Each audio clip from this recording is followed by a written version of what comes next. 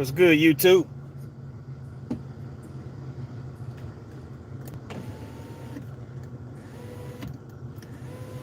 Trying to get this sunroof adjusted. I don't know what the issue is.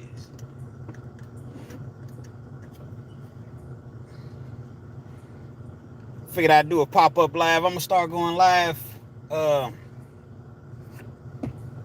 gonna start going live probably every Monday night, Tuesday night, one of those nights. You know what I mean? A lot of people ask me, KENZ, why you don't be going live, man? Why you don't go live more often? I say, you know what? I'm gonna start to go live a little bit more often. People a chance to get in the building. I don't know, man. My sunroof is acting crazy. You feel me?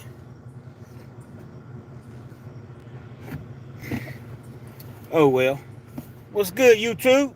Talk to me. Where you chiming in from? Jamie Chisholm, Big Ken, salute. What's going on with you?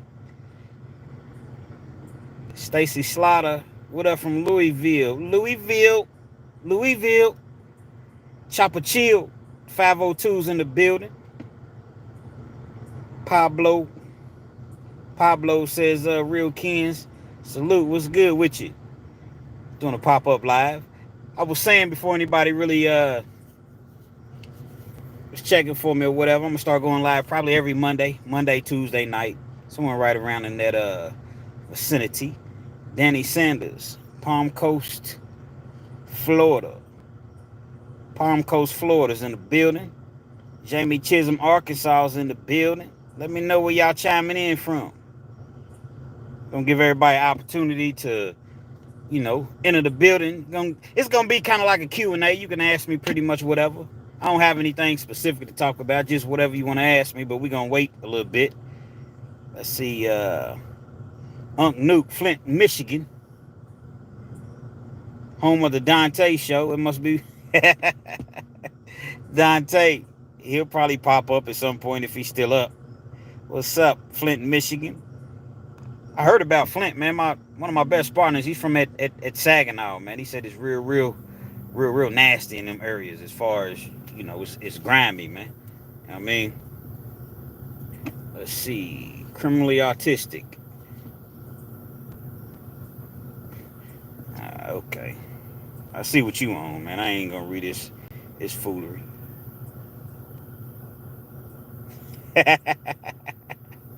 I'm stuck in the VA. We used to stash them things. I'm gonna just say them things in sunroofs like that.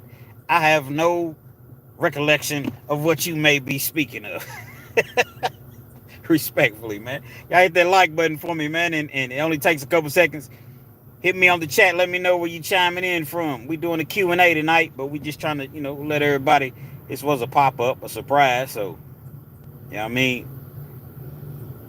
Is that prize? Is it prize? Prize 730. What up, KENZ? Salute. What's good? Elaine Cox, Baltimore. How you doing, Elaine? I see you in my comments all the time. I definitely appreciate your support. Definitely appreciate you chiming in, tuning in, watching the videos. I definitely see you.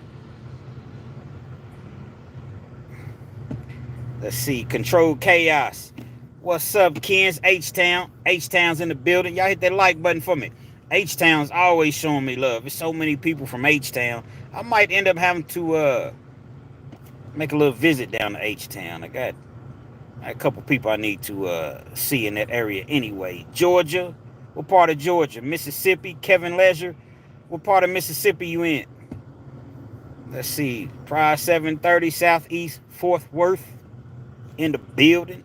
Stephen M. Chicago. Chicago's another place I get a whole lot of love from, man. People just, show me a whole lot of love. I can't pronounce his name, but it says New Zealand.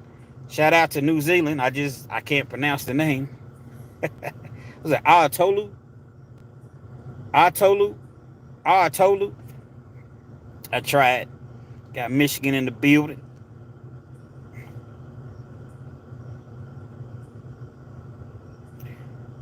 Kevin Leisure said I didn't acknowledge Mississippi. Actually, I did. I asked what part of Mississippi. Let me know. You in Tupelo? You in let me know. I don't know much about Mississippi, but I have been. North Carolina. Is it Shantae Sanchez? How you doing, Shantae? I appreciate you tuning in. Naquan O'Brien, Camden, New Jersey, South Florida. Hugh Oakland's in the building. Oakland's another place to where I frequently see people in the comments. Let's see.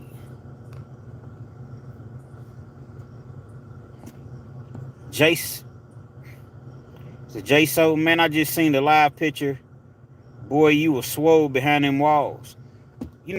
It's crazy because that picture that I posted, I had only been working out for like 2 months at that point. I wasn't even working out hard yet. So, yeah. When I was locked up, man, I went hard in the paint in the weight pile. I need to get back in there now. And I had a hernia surgery last year from like lifting heavy weights, and I haven't gotten back yet. But I do plan to, just not gonna fool with any heavy weights, man. But I appreciate you.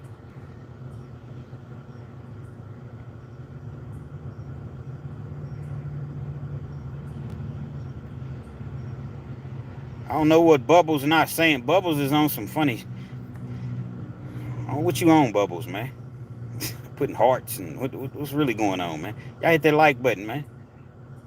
A couple more minutes and I'm gonna just get into whatever questions y'all got, man. We just gonna start. We ain't gonna wait all night. You feel me? You build it and they will come. San Antonio's in the San Antonio, Ruben Cabrera. San Antonio's in the building.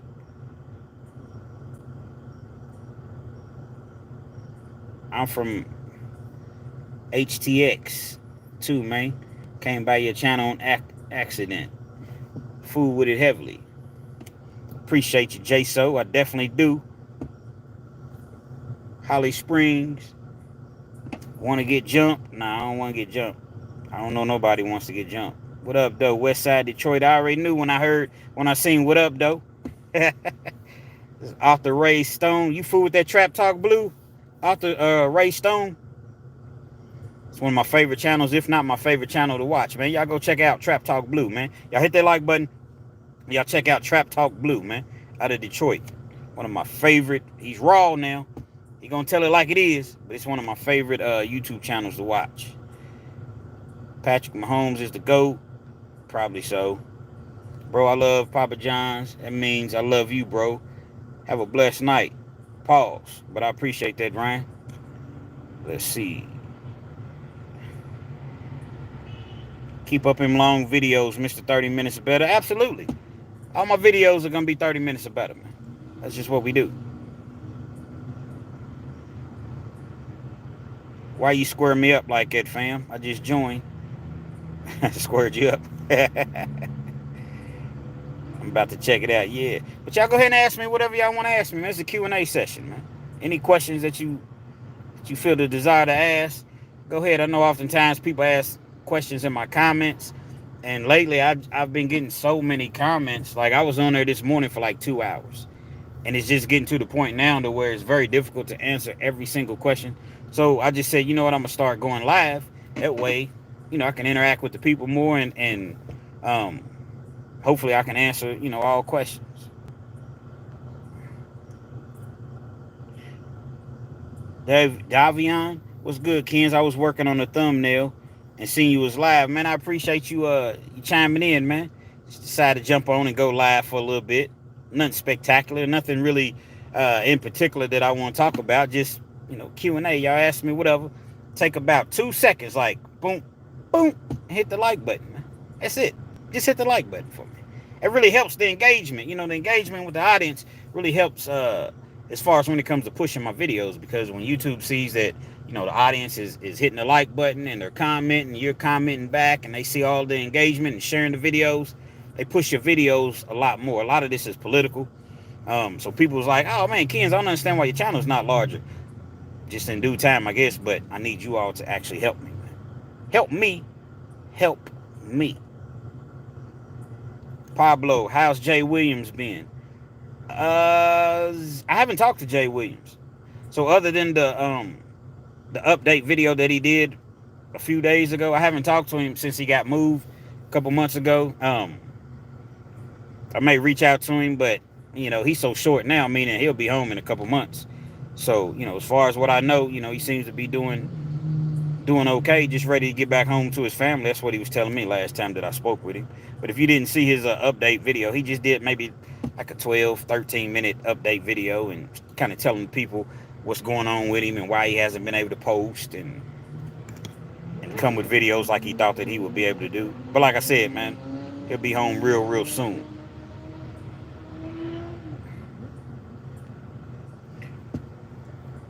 Agent 36, how do I change my profile picture and my username because I'm retiring from trolling?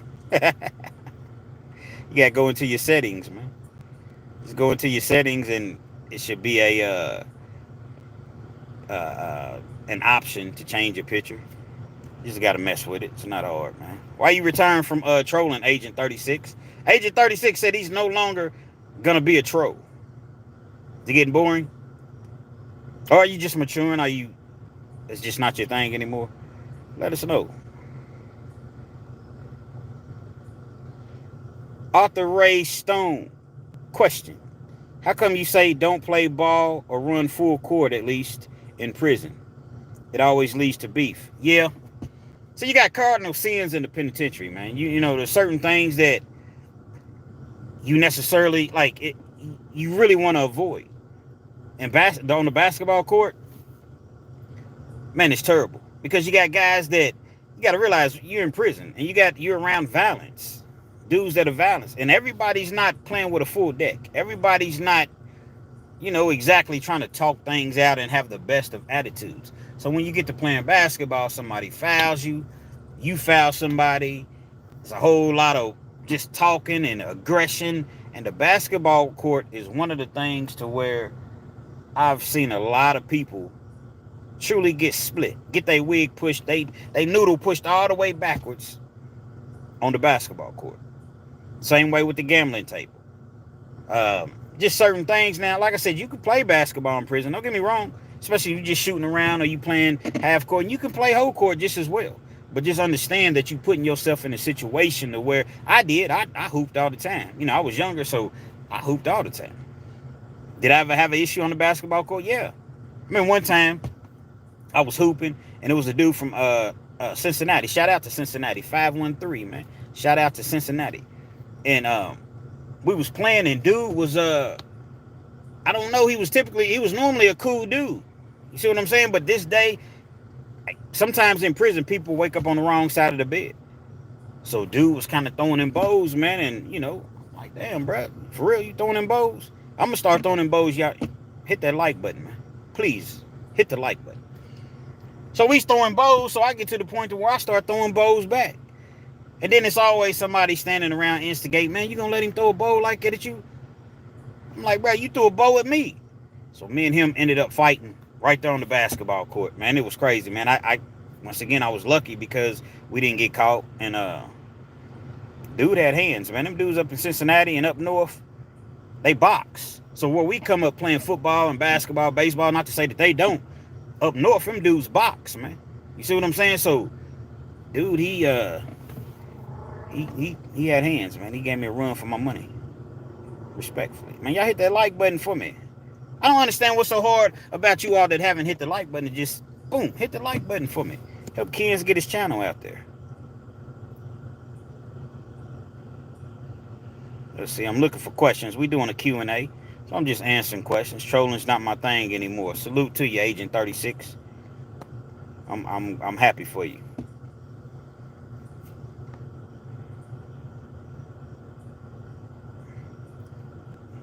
There's sweet tarts on here again.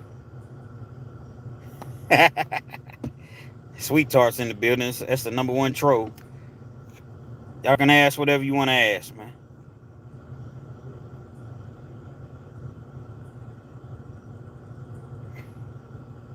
Here, I'm gonna go on. We're not gonna do the racist shit. I'm gonna get you on out of here. Yeah, we're gonna go and get you on out of here, man.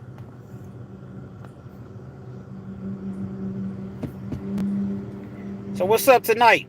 Tuesday night, you don't got nothing planned, you don't got nothing special going on, it's dead where I'm at. But I know in H-Town, I know in New York, I know in California, I know Florida, there's something going on in the city. It's dead where I'm at.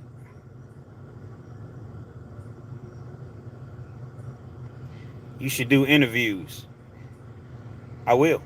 Once I get to 10,000, I'm going to start to do interviews. So I need y'all to help me to get to 10,000 by hitting the like button, commenting, and sharing my videos. Once I get to 10,000 subscribers, I already have a couple people that I've spoken with.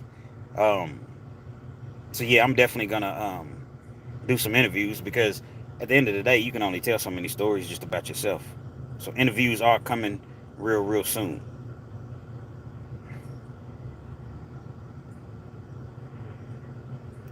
Pablo, did you ever see a CO that you didn't like on the streets? Yeah. That's the thing about these COs, man, and I'm not talking about all of them, because some of those COs, man, they cool. They just legitimately there to get their money, get their paycheck, go home. They not trying to cause no trouble, no harm, or, you know, make your time any worse. But I have seen COs on the street. One time I was, I told this in one of my videos, I was door dashing. I door dashed for like 3 years. And people ask me why I don't DoorDash anymore, just because the money's not the way that it was. At first, when I was DoorDashing, man, I was making nice money DoorDashing. But I went to a dude's door, and I went to leave his order or whatever. He turned around, because like he didn't come to the door initially, so I was about to walk off. Took the little picture or whatever, and I was walking off, and dude came to the door, and I seen him. He's a sergeant. And I looked at him, and I'm like, oh, well. He knew who I was. I don't know if he knew, like, specifically who I was, but he knew that he had probably seen me in the jail. But, yeah, you see people all the time. Officers that you liked, officers that you didn't like. You see them out in the community, gas station, Walmart, traffic, their homes. You know, so them guys in there, they really should be careful how they treat people. You see them in the clubs.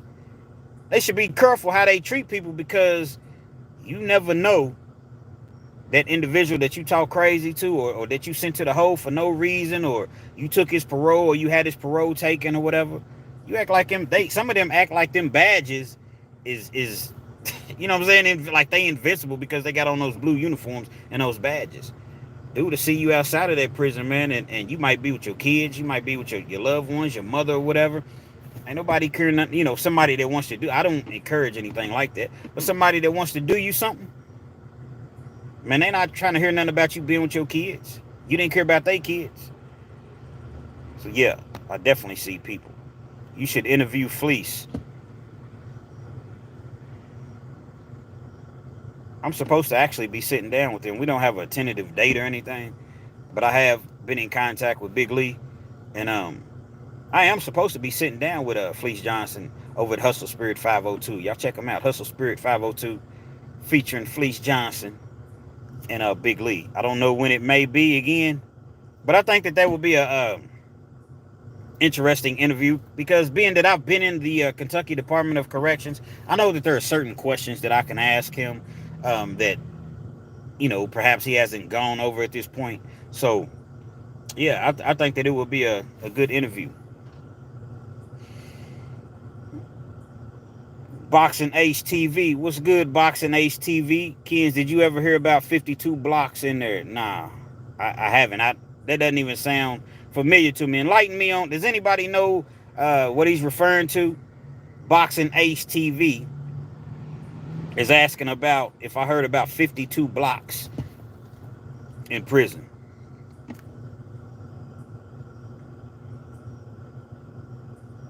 Free J. Williams, are you 5'11"?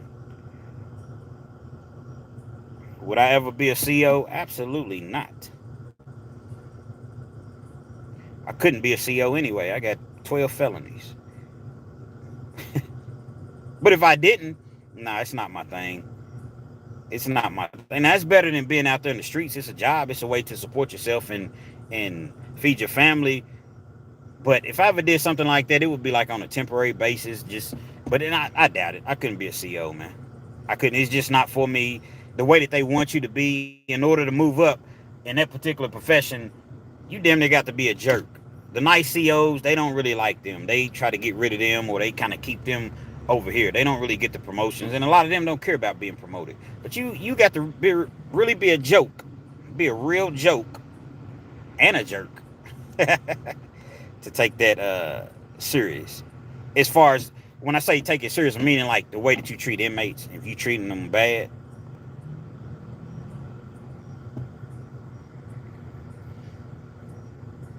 could you give us a fire story later on in the live? It don't have to be prison. Yeah, I can give stories. I definitely can give story. I can give a story.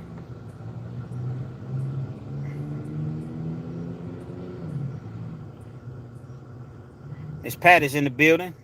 Pat Watson. Y'all shout out Pat Watson. She say I'm her Boonopolis. Y'all know what Boonopolis means? What's up, Pat? How you doing? I know. I didn't tell you I was going live. I never know. I just say, you know what? Let me go live. I got off early. Typically, I don't even get off until about midnight, sometimes a little earlier. So I said, let me go live. Whole lot of trolls in here. So yeah, I'm gonna have to. I'm definitely gonna have to let you know next time, because like it's a whole lot of trolls in here. Fleece show is just seriously. HB says Fleece show is just seriously gay. It's too vulgar. It's just too gay.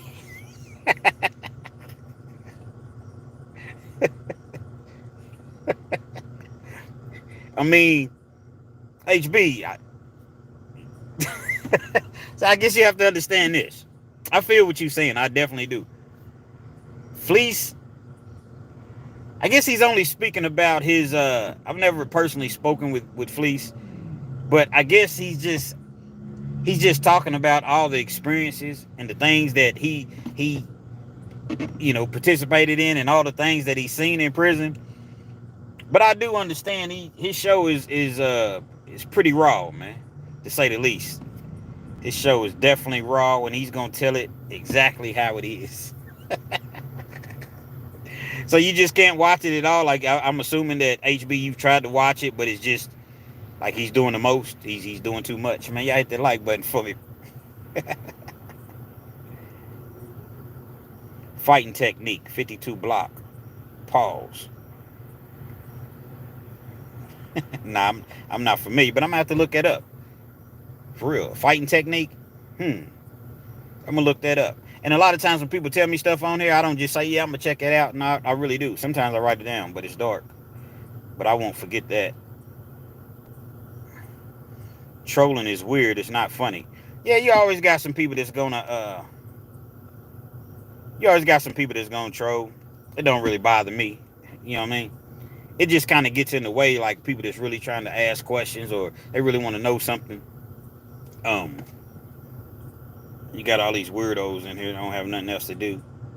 I'm trying to, Miss Pat, make me a moderator so I can do work. I got you. I really have to start to take that serious, or more serious, because I'm about to start going live at least once a week, probably twice a week. I'm gonna start to go live, and I will definitely need you. Maybe in more ways than one. One never knows.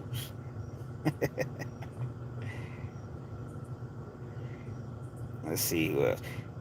It's taking me a minute to look at some of these comments because, like I said, it's a whole lot of trolls in here. Is it Destro Batman? Is that what this is? Great storyteller. Thanks, bro. I appreciate it. I don't know. It's just like, it's one of those things to where when I tell my stories, I'm just simply just being myself and just telling a story. Like, I don't, sometimes I put a little humor into it or something like that, because when you're telling these long stories, right, it's so easy to get on here and tell a story 8 minutes and 10 minutes. But then there are certain times to where I know people like the longer videos. And so it may be a 15-minute story. So I have to add a couple of things here and there, not lying, but just, adding a couple nuances, if you will, to the story to make it longer. Pause. Double pause.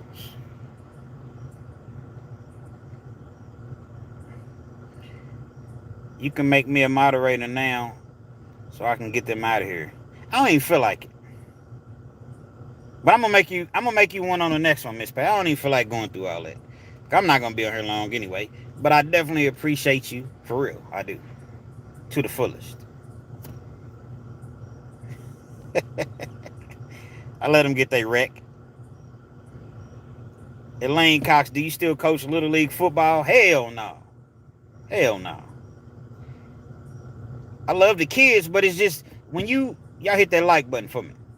When you dealing with them idiots, and when I say the idiots, the parents, it's just one of those things to where it's like, okay, I see where sometimes kids end up with a bad attitude or whatever, because these parents are way worse than the kids. I had a situation one time. I was umpiring baseball, and so the other umpire, he didn't show up. So I'm umpiring the entire game. Now I'm having to umpire from behind the pitcher's mound, which means I have to watch everything in play, and I have to call, strikes and balls. So I'm doing the best job that I can possibly do. And one of the coaches, he feels as though I missed a call. I don't think that I missed a call, but I'm human. I could have missed a call. So he comes out to the mound, and he's just talking crazy. First, he's just talking. Him and we just talking. I'm giving him my point of view. He's telling me, how I missed a call or what have you. And so he ends up going back. No big deal. Later on in the game, it was another call that he didn't like. So he comes back out there. Now he's rushing. Y'all hit that like button. He's rushing the pitcher's mound. He's running towards me. So I'm waiting on him. I'm ready.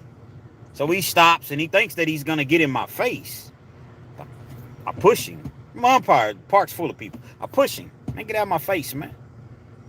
Man, you're not supposed to put your hands blue. That's what they call an umpire in base. You're not supposed to put your hands. I'm like, man, I'm going to tell you one more time, man. Get out of my face, dude.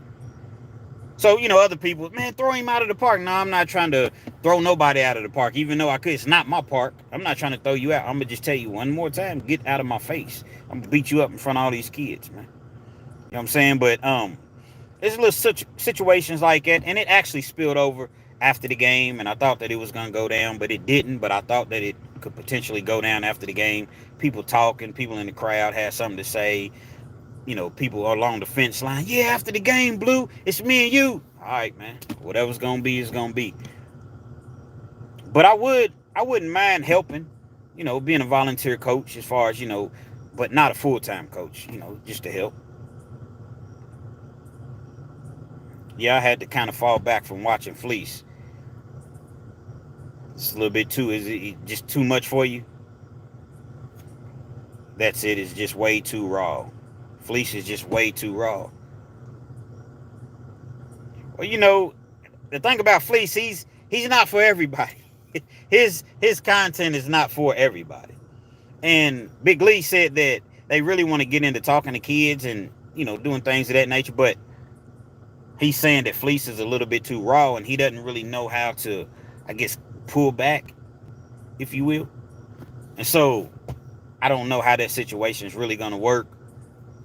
But like Big Lee said, they need to hear the raw. If they out here in these streets, or they, dibbling dabbling in the streets, they need to hear the raw, and that's what it is in the penitentiary. Deborah Townsend, you finally count. Chi-Town's in the building. Deborah Townsend. I give a shout out to Deborah Townsend. She supports all my videos just as well out at Chi-Town. Finally caught me on here, Deborah. I appreciate it. Frederick Hill. Twister. I think I look like Twister. Somebody said that last week. It might have been you. I don't know if you was on here last week. But somebody said that last week. I don't think I look like Twister. Twister's out of that at Chi-Town.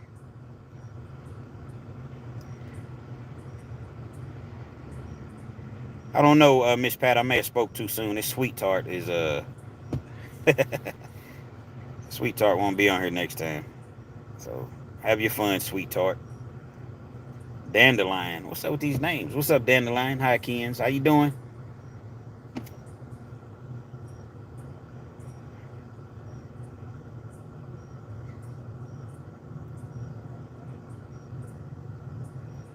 definitely appreciate the 30 minutes or better. I appreciate y'all tuning in and watching. You know what I mean? I definitely do. This is kind of like therapy for me. Like when I'm able to just tell my stories. Um, and there's so many YouTube channels now. There's so many people doing this, not just prison content, but just content in general. Because all my stories are not prison related. And the fact that people want to hear my stories and hear some of my past experiences, I definitely appreciate that. Dandelion says, not gonna lie, I left Dante's channel for your channel. Uh, I stopped paying the subscription and everything. He's way too much and unbelievable. Okay, Dandelion, let's do this.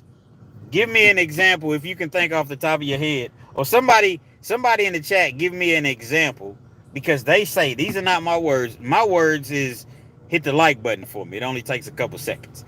But somebody in the chat give me an example of a story that Dante has told to where you thought that it was a little bit over the top. I don't personally think that Dante is over the top. I just think that he's an entertainer. And so while he's telling his stories, he has to entertain. You know, that's my guy. I'm never gonna badmouth Dante. That's my dude. But I am anxious to see why some of you all feel as though he's over the top with some of his stories. HB, I really like your show. The fact that they are 30 minutes or longer is great. It makes my time go by. Sometimes I'm driving. Sometimes I just put you on and drive, and it works. Yeah, you know what? And I do the same thing. Like, I never listen to myself.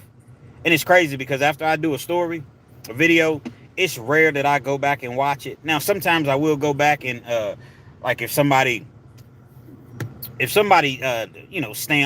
time stamps it or whatever, and I can't remember what I said, like, okay, at the 26-minute mark, 42 seconds, I'll go back and look at that sometimes. But I don't watch myself. But there are channels that where I'll cut it on, like if I'm driving or if I'm just laying down at night or whatever, and I'll cut it on and I'll just lay back and end up falling asleep to it. So I definitely appreciate the longer videos. What's up, Tiger? I was wondering where you was at. H-Town's in the building like ceiling fans. Got a few H-Town supporters in the house, man. Tiger's another one. I always see Tiger Jr. What's that? 6600 BLK, I think that's what it is. He's another one that's in the building. That's always in the building, showing support for the channel. Y'all hit that like button. HB said hit that like button, people. Only takes a couple seconds to hit the like button. I unsubscribed from his channel.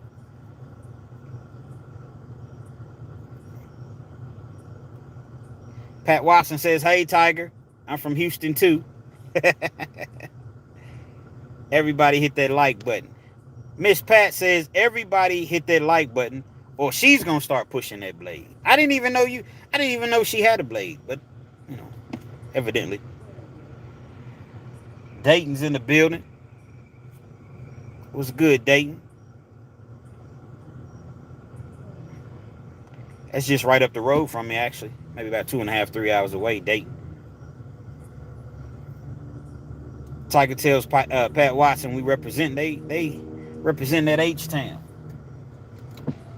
I'm looking around. I got like my window down like a fool. But it's kind of hot out here. It's not hot. It's just kind of cool. I don't know what the weather's like where y'all at. It's saying that it's 91 degrees here. There's no way it's still 91, but it was hot today. It was like 99 degrees. Up north, Chef. What's good with you, bro? Just peeped that you was on, man. I appreciate you chiming in, man. I definitely do. Just going live, just answering a couple questions, chopping it up with the people. No real stories, anything like that. Just, you know what I mean? Just chopping it up. Appreciate you chiming in. Up north, Chef is in the building.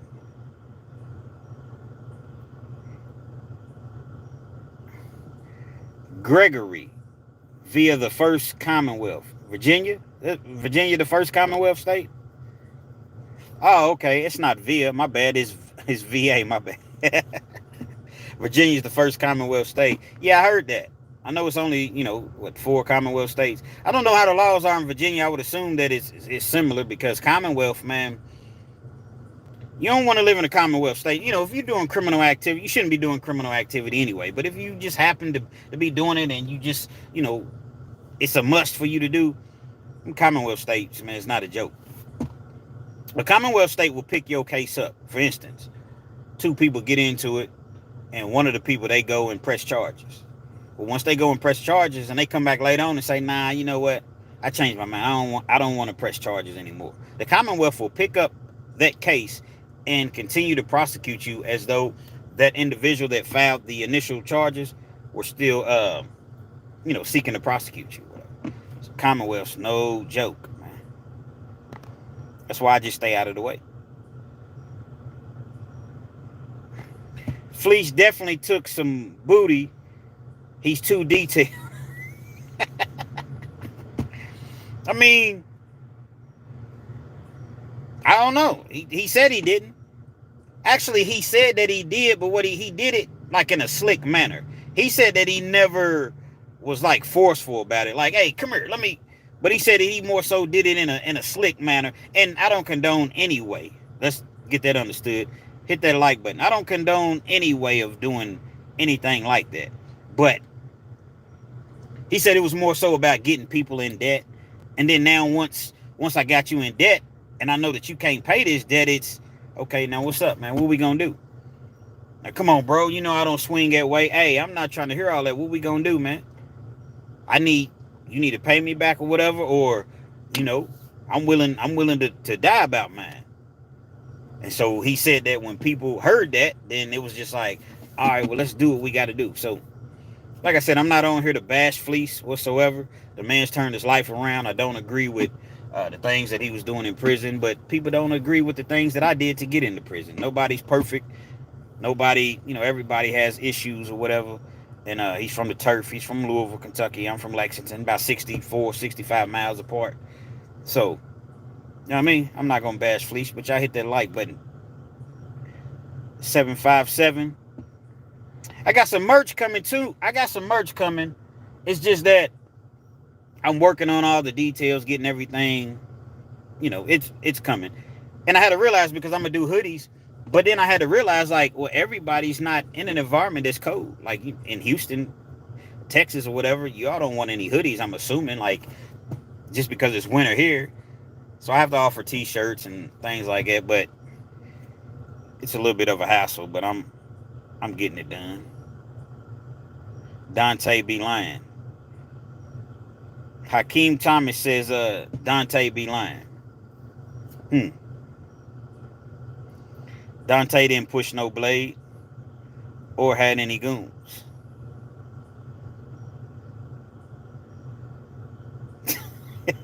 They on my dog Dante, man. Pat Watson says, KENZ, a lot of prison storytellers are shouting you out. That's a beautiful thing. I did hear that Joe Baker, I heard that he shouted me out. And it's crazy because I had never even heard of Joe Baker. No disrespect. I'm just saying I hadn't heard of his channel. So when I went and looked at it, I'm like, man, this dude got 250,000 subscribers. How do I not hear about him? But he's an entertaining dude. Shout out to Joe Baker. But I did hear that he had shouted me out. So I don't know if any other ones that have, but well, Hustle Spirit did. Hustle Spirit 502, they shouted me out. But I definitely appreciate whoever did it, because you don't have to do anything like that. Let's see. Dre Spree, can you wish my little cousin Dixon Myers a happy 10th birthday, please? Is it Myers? Dixon Myers? Happy birthday, little cousin Dixon Myers. Happy birthday to you. It's Dre Spree from Dre Spree. I don't know if that's the name that he knows you by, if it's just your YouTube name. But happy birthday. Everybody wish Dre Spree's little cousin Dixon Myers a happy 10th birthday. It's a beautiful thing. I remember I was 10. You feel like it when you're young like that, 10 years old, if you get in trouble at school or you get in trouble at home, you just feel like it's like the end of the world. Like, oh, your world is just completely stopped. And when you become an adult, you see what like real problems are, and you're like, whoa, that little trouble that I was in back then was nothing compared to what I have to deal with. Elaine Cox, it helps get me through my work day because I don't really want to be there. I understand. People don't even want to be, people don't want to be at work. It's just like, oh man, whatever I can do to just make his time go by or whatever. And that's another thing that I keep in mind. Now, people say, KENZ, can you start dropping your videos earlier? Okay. When you make a video, right? A lot of y'all may think, unless you're a content creator, y'all hit that like button for me. A lot of y'all may think that you just make a video and then you just upload it. And it just doesn't work that way. So if I start on a video at, I don't know, let's just say 11 a.m. You all are probably not going to end up seeing that video until about 2 o'clock p.m. Sometimes later. Because you dealing with Wi-Fi and you have to wait on the internet. And sometimes there's been times where I did like a 50-minute video. And then I do my little intro. It takes a little bit of time. Then I have to go back through and edit it and put the music in and, you know, put the Cash App sign up, which happens to be $ KENZ 1000. Speaking of Cash App, $ KENZ KENZ 1000. But I have to go back through and put all of those things in, so it actually takes a while to put a video out. And as I was saying, I've spent so much time on a video just for it to tell me that it didn't upload. So then I have to turn around and upload it again. But I am going to start getting my videos out there earlier, because I think most of the time when they upload, it's typically about 7 o'clock at night, 6:30, 7 o'clock. That's usually what time my videos drop. I like to, I don't know, I may start doing a video at night or a day prior and then just dropping it in the morning. What y'all think? When would you all prefer to see my videos? I don't know what your time frame is. Well, yeah, your time zone, but it's 10:17 where I'm at now. So I don't know if I should start to drop them in the morning or the afternoons. Let me know. All right, we not gonna stay on Dante, man. You know, I get it. Y'all not really fooling with him. I get it. But you got to realize this dude is a successful YouTuber. You don't just get like 100 and I think last time I looked, 120,000 subscribers. Like, that's a lot of people. And I look at my subscribers and I'm like, wow. I'm about to get to 10,000 in about 15 months that I've been on here. And I'm looking and I'm like, this dude got 120,000 subscribers. Hats off to him, man. So he must be doing something right. He tells the same 5 stories and then gets off subject. And then when people point out inconsistencies from the last time, he told, okay.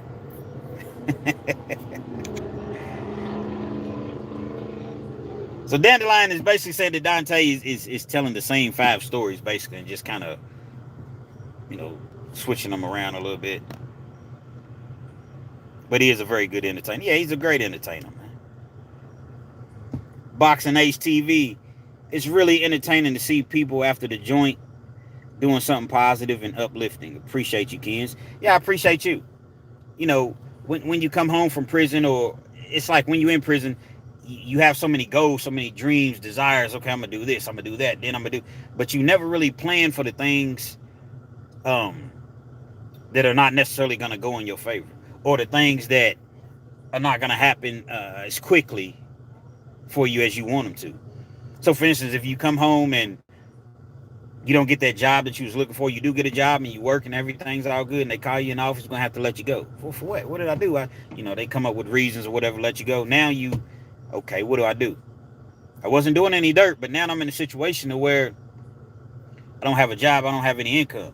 So sometimes people panic. They go and go back to what they know instead of just saying, okay, relax. Just don't go back to the streets. Y'all hit that like button for me. It takes 2 seconds. Don't go back to the streets. Just relax. Find me another gig, even if it's something that I don't want to do, 2 jobs or whatever. And that, having a job really, really helps to keep most people that I know out of prison, out of jail, out of trouble.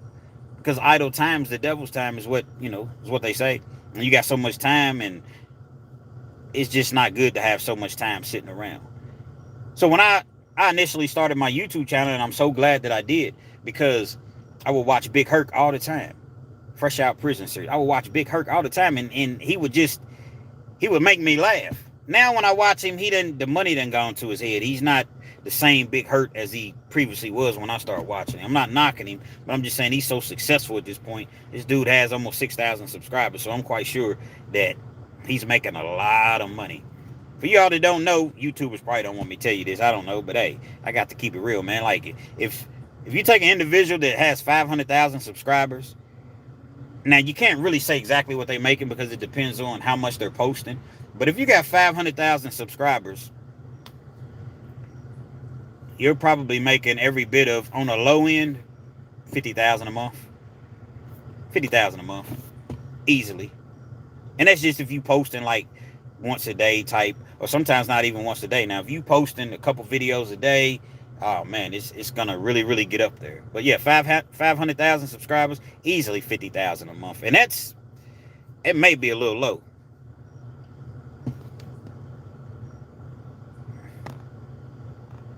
Virginia's in the building. Shout out to Virginia. Arthur Ray Stone. Who's your favorite? Who's your NFL squad? Cowboys all day. I was just online and I was looking at some cowboy gear because I want to, update and buy me some new gear. And that NFL store, man, I might have to go to the Amazon or eBay or somewhere, man, because that NFL gear is just crazy how much it costs. I seen this jacket that I like. They want like $130 for the jacket. I'm like, damn, I'm gonna probably get it though. I'll probably get it. Matter of fact, when I go home tonight, I'm gonna probably jump on there and just go on and order it. Give me a couple more hoodies, couple, Dallas toboggans. Probably spend probably more than a few hundred on there, but I got to do it. Miss Pat, if you still on here, Cowboy Miss Pat, she likes the Texans. Nothing wrong with the Texans, but it's Dallas, man. It's America's team. Y'all hit that like button. Let's see. I heard that Dante was locked up in Flint, Michigan mental hospital for 2 years. He never served jail time. I don't know anything about that. I'm surprised he ain't jumped on here. I am West Tennessee. Let's go Cowboys. Absolutely. That's my childhood. I love the Cowboys. I love the Cowboys. Ever since I was a kid. Miss Deborah Townsend says it's raining and we have a severe thunderstorm going on now in Chicago due to all the heat. Man. Hopefully it doesn't get too bad and it goes away soon. Praying for Chicago. Praying for everybody. Hopefully the storm doesn't get too bad. HB, Dante's story seemed to be a little extreme. I stopped watching him. It's like he's making it up. North Iraq. Damn. Shout out to North Iraq. Got Iraq in the building, man.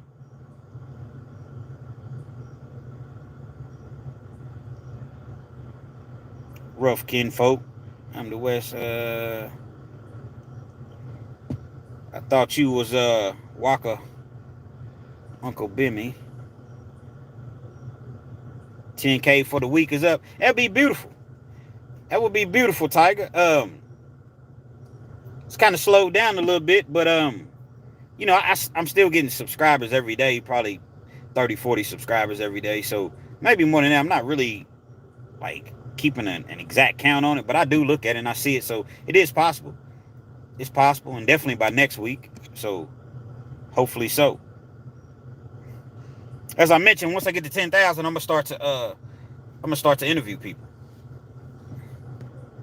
Y'all hit that like button for me. But y'all check this out though. I did want to share this with you all. Let's see. Pat Watson says, please hit that like button so we can get KENZ out there. Everybody, please like, comment, and share. This will help the analytics and push the content out there. That's what I was saying earlier. When you all appreciate that, Pat. A lot of people don't understand how YouTube actually works and the analytics. So they don't just go off of views. They look at the engagement. So if let's just say they push it to the first wave of people, which is, I don't know, let's just say they put it in front of 50,000 people initially. I'll just use that number. And then 50,000 people have an opportunity to look at your video. They're going to see how many people just passed your video, how many people clicked on your video, what's the average time, length that they watched your video. And from that point, if it meets certain criteria, they'll say, okay, we'll push it to another 50,000 people or 100,000 people. But if it doesn't meet that criteria, your video may just die off and it'll just kind of just sit there. And so I was looking at some of my numbers, and I'm like, a lot of my numbers are very similar. 2,200, 2,000, 26, 2,700 within the first couple days, and then it's kind of like the video dies off. So like I said, like Pat said, y'all start sharing my videos and hit that like button for me, and I will definitely appreciate it. But I'm gonna tell y'all a quick story though before I go. Somebody asked me to tell a story, and I got to tell a story. It was an individual. Really, it's more of a reaction. It's a reaction video, or a reaction story rather. But I've seen this happen in a few instances in my life. There's a rapper out of New Orleans, Chris. He used to go by the name Hurricane Chris. I don't even know if he still goes by that name, but he's saying, if you are into hip hop, hey baby, hey baby, hey baby. This was years ago. The song was hot. And so I was watching an interview on him today, and he was just talking about how he had a murder charge at one point in all places, Louisiana. So he said that he got to the store, and when he went to the store, he was in a nice car, and he got out of his car, locked his car, whatever. He goes into the store. When he goes into the store, he ends up seeing somebody. Y'all hit that like button for me. When he goes into the store, he sees somebody that he knows. So they chopping it up, talking or what have you. And he didn't think anything of it. So he comes out of the store. It's his daytime. He's coming out of the store, and he's walking towards his vehicle. As he's walking towards his vehicle, he sees an individual trying to break into his car. Like literally in the middle of the day, trying to break into his car. He said that he had a firearm in the vehicle, which happened to be a shotgun, and he had a firearm on him. He's licensed to have this firearm. He had no felonies. He was, like I said, it was a concealed, he had a concealed license permit. So as he's walking towards the car, he tells the dude, hey man, what you doing? He don't even pull his weapon out initially. Get out of my car. Get out of my car. So the dude turns around and just looks at him. So it's kind of like they was, looking at each other like they had a stare-off, if you will. Dude started to reach. So when he started to reach, the dude that was breaking in his car, Chris said that he pulled his weapon out, pointed it at him. He tells the dude, because he's had advanced training, not only did he have his concealed license, to carry, he had been through advanced training to where he knows what to do when he has to confront someone with his weapon. He's telling, there's certain protocol like that the police learn, certain language that you use. Back away from my vehicle. Back away. He's talking to him or whatever like that. He said that the dude had already reached initially, but he wasn't reaching again. So he's just trying to tell the dude to get away from his car so that he could get in his car and drive off. The dude goes back in his pocket again and begins to reach. He said that he seen a bulge, in his pocket or whatever. He took it to be a weapon. He's telling the dude, once again, remove your hands from, your pocket. Dude continued to reach for it. He said he gave him several warnings, and as dude was pulling it out of his pocket, he fired on him. Bam! When he fired on him, dude's laying there right in front of the car. Everybody sees it. Like I said, it's broad daylight. You in Louisiana. He don't leave the scene. He picks the phone up. He calls 911. Hey, situation here. Somebody, somebody's bleeding. They shot or whatever. Y'all send help. He said because of the neighborhood they were in, they took forever to come. I hit that like button. He said that they took forever to come, to show up. The ambulance, 911. So dude is just laying there on the ground, and a couple people came by and they was rendering aid or what have you. So he said after a while he jumped in his car. He didn't leave. He pulled off to another section of the gas station. I don't know exactly why he did. I think that he was saying that he didn't know if the dude's people were going to come up and try to retaliate or anything like that. So he said it was just best for him to remove himself from the situation, but not leave the actual crime scene. So he said eventually that the police came, and when they came, they were just rude with him off top. They was pointing the gun at him, and he has his hands up. He's like, hold on, y'all. Hold on. I'm the one that called. I'm the one that called you all. He had already put his gun down. He wasn't a threat to the police whatsoever. He told the police, I have a concealed weapon, a license rather. I have a shotgun in the vehicle that's also licensed to me. The guy was trying to break into my car. I was just trying to stop him from breaking into my car. Now, y'all pay close attention because I'm about to lace y'all with some real game right here. So he's talking to him or whatever. The police is being rude. They throw him in the back of the car. He's not under arrest. He's just being detained. For his safety, he's not under arrest. Chris is sitting in the back of the car.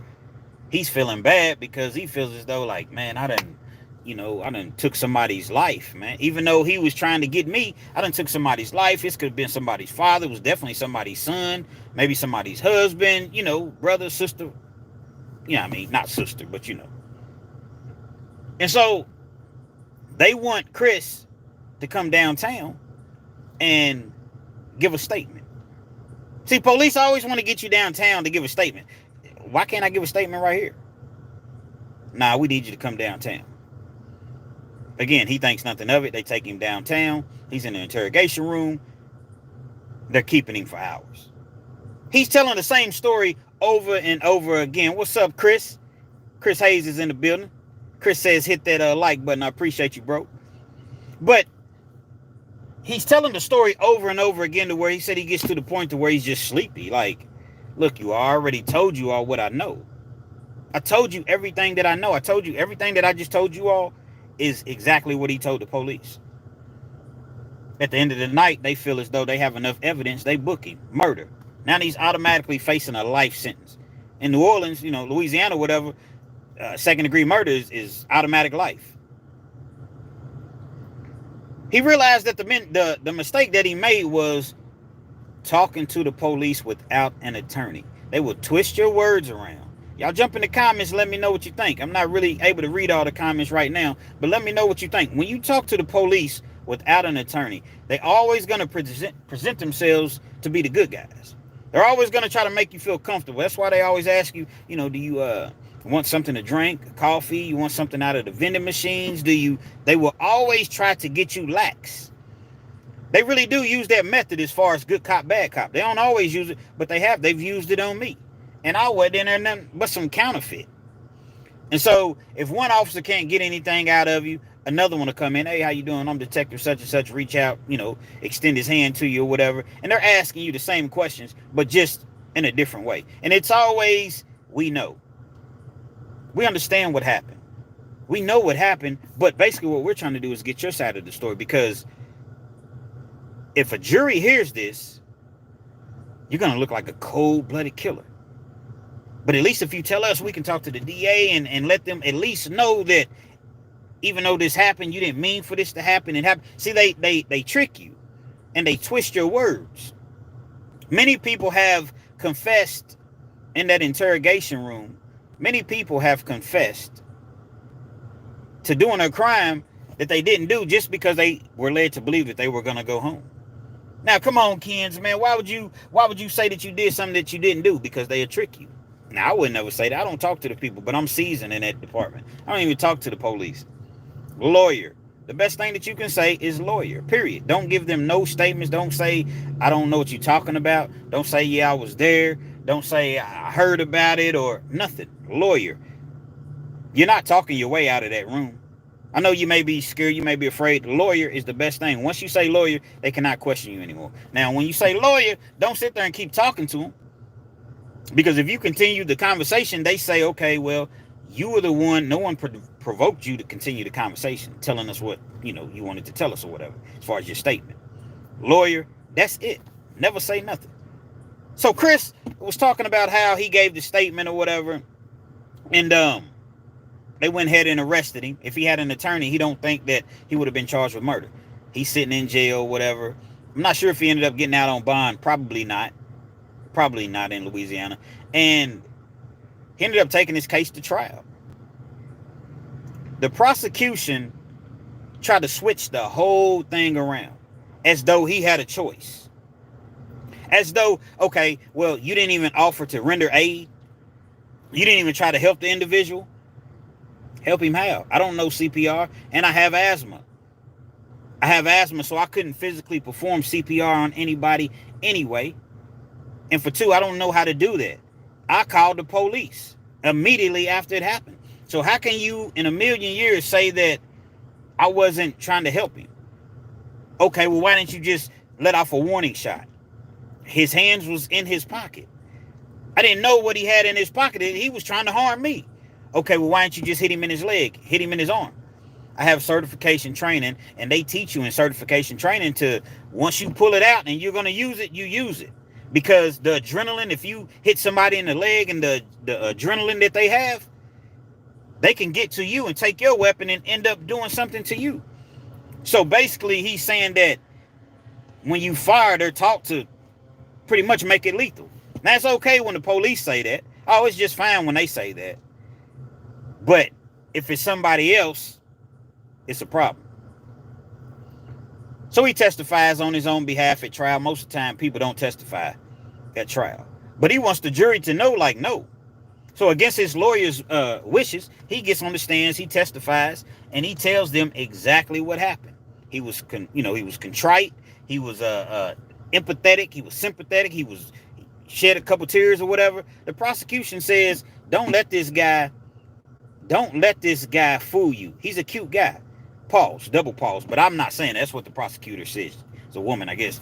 This guy's a cute guy. Don't let his puppy eyes fool you. This is a stone cold, cold-blooded killer. That's how they get to talking, badgering the witness. And I demand justice. They get to going through all that old Matlock shit. And so they deliberate for however long that they deliberate, and they come back not guilty. And so this happened several years ago, but the fact that he's here today, able to tell his story, because they were telling the jury, we want to lock this guy up forever. We never want him to get out ever again in life. This dude didn't have a criminal record, anything. I don't want to say, I'm careful with what I say as far as like the police or whatever. But you see that the system is a very, very difficult thing to get out of. You don't want to be in it. And if you do, you better have you some money. Because those legal aid attorneys, I definitely wouldn't go to trial with no legal aid attorney. They don't even want to take you to trial. They don't even they'll show up to court. They haven't been to see you in jail in 4 or 5 months. And they'll just show up and they know nothing about your case whatsoever. Well, the prosecutor, they're offering, 15 years. And I think it's probably the best. Dude, I just met you. I literally just met you. I've been calling your office. You haven't come down. Well, I have a whole bunch of other clients on my caseload, and they got the little manila folders, and they falling out of his arms and his hands. Paperwork falling out of the folders. They putting the paperwork back in the wrong folders, and they got their little cheap suits on or whatever. And you like, dude, are you serious? You want me to take a 15-year plea deal? You don't even know the intricacies of my case. You haven't talked to me about it. You don't know the ins and outs. Well, they said this, and they say they got you. They. Who is they? Who is they? It's always they. Well, the prosecutor, they said, okay, but what about my side? What about, my story? See, the prosecution, they will know. I'm going to tell you how ornery they are. They will know that you're innocent and still keep you in jail because they don't want to come out and say, hey, we messed up. No, they don't want to do that. They don't want to do that at all. They don't want to come out and say that we had an innocent man in jail for 18 years, 28 years. So what they'll do is, once the DNA, is established or what have you, and they see that this individual wasn't the one that committed this heinous act that they may have you charged with, they're still going to say, well, we believe he has something to do with it. But just because his DNA isn't there doesn't mean that he wasn't a culprit. Doesn't mean that he wasn't a aiding and abetting or conspirator or whatever, because they don't want to admit that they were wrong. And when they do finally have to let you out, it's one of those things to where I've seen situations where you have to sign something saying that you will not sue them if they allow you to come out of prison. So now you're coming out of prison after 18, 28, 38, 48 years that you've done or whatever, and you have absolutely nothing. All of your close family has passed away or what have you. You never had a chance to have kids. You're not married or anything like that, and you can't even sue them. But what person is not going to sign that paper to get out of prison? And that's how the prosecution, they often operate that exact same way, man. So for every individual, Chris beat that case. But just think about all the people that went to trial and lost. Dudes is doing 50 and 60 years in the penitentiary. I done seen it. I done walked the loop with them. Dudes I ain't seen since we played Little League Baseball together. Dude, I ain't seen you in 30 years. Man, I've been here 17 of them. Damn, bro, how much time you got? I mean, you typically not supposed to ask nobody, but if it's somebody you grew up with or whatever, man, they gave me 50. Gave you 50? They gave me 50, man. I got to do 85% of my time. Bro, they gave you 50 years? They gave me 50, man. I went to trial. They offered me 20, but I ain't want to take 20 years because I didn't do it. Or, see, oftentimes they'll overcharge you. Let me ask you all this. I appreciate that donation, K Flim. Yeah, the super chats does work, you all. Super chat, super thanks. I definitely appreciate that. If you want a specific question answered, jump in the super chats and I will definitely answer your questions for you. But they overcharge you so much. But I'm gonna ask you all this. How many of y'all think that R. Kelly's gonna get out? Y'all hit the like button and you let me know if you all think that R. Kelly's gonna get out. I think that R. Kelly is going to get out. I talked about it on my last live because somebody asked me. He's going to get out because he was overcharged. Was he a sicko? Was he doing things that he shouldn't have been doing with underage girls? Absolutely. Absolutely was. He deserves to have gotten punished or what have you. But, to charge somebody with sex trafficking, and they have different languages that they can actually use, like you fly a woman in for the weekend and you all have sex and then you send her back home, that's sex trafficking. See, they have different languages that allows them to charge you with that, and it's just not cool. It's just not right. How in the world, I appreciate y'all hitting that like button too, how in the world is this sex trafficking? But they're able to do so. It's like the rapper Lil Boosie. Hold on, before I get to Lil Boosie, R. Kelly, he has Bill Cosby's lawyers. They're going to come in, they've already filed the appeal or whatever, and that sex trafficking is going to be thrown out, just my opinion. And the 30-year sentence is probably going to end up being closer to a 10, 12, 13-year sentence, something like that. And I do expect R. Kelly to come home within a couple years, simply because he was overcharged. I'm going to read some of these comments to you all. Steve Johnson, that's true facts, bro. Absolutely. Absolutely. That's just what they do. That's my dog, Steve. What's up, Steve? I just noticed that was you. What's good, man? I appreciate you chiming in. Let's see. Check out Cartoon 53 Prison Stories. I've watched a couple of his videos. I like him. It's just, these things keep you so, like, when you're on YouTube, and then you work and just dealing with everything else that comes along in life, it's kind of hard to really watch everybody else's channels, because, like, there's a couple channels that I watch. Nate G. 219, Nate G219. He's out of Indiana. I'm gonna call you back too, Nate. Man, you had texted me the other morning, man, and I was doing something, and I wasn't ignoring your text, bro. You can look for an interview to be coming, between me and Nate or whatever. 10,000. Once I get to 10,000 subscribers, I'm gonna start interviewing. So y'all go check out Nate G219. He got some hot prison content. J-V, Jay-V TV. It's not a prison channel, but it's a channel to where it's him and his sons, and they do a whole lot of, like, they take baseball cards or whatever, and they open the boxes or whatever, and they go over the cards, and they give away cards, and it's a good family channel. They do all type of things on their channel, man. Y'all go check out J-V TV. JV TV. Trying to read through some of these comments here.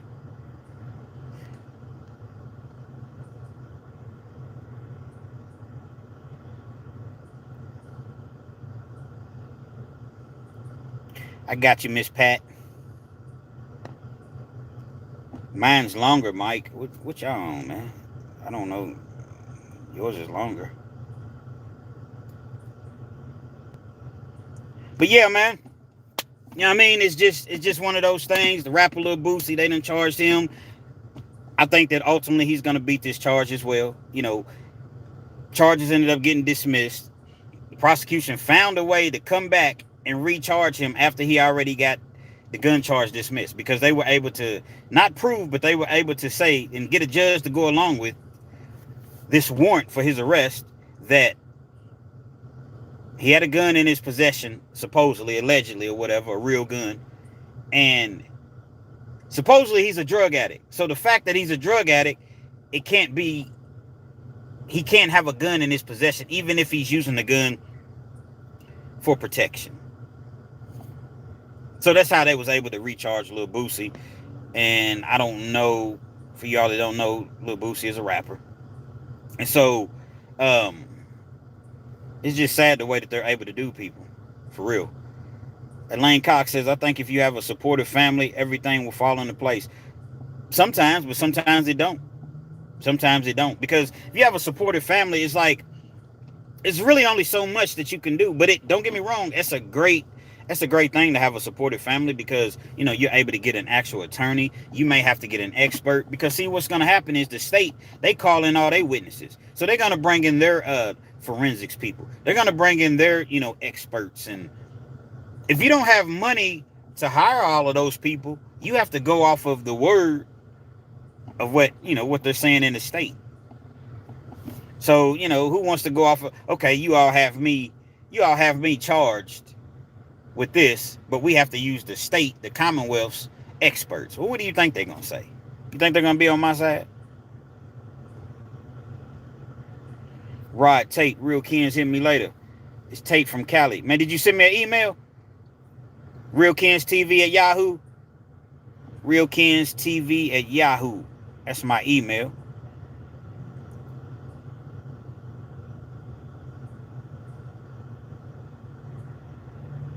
You right, Pat? I'm about to jump off anyway, so it don't matter.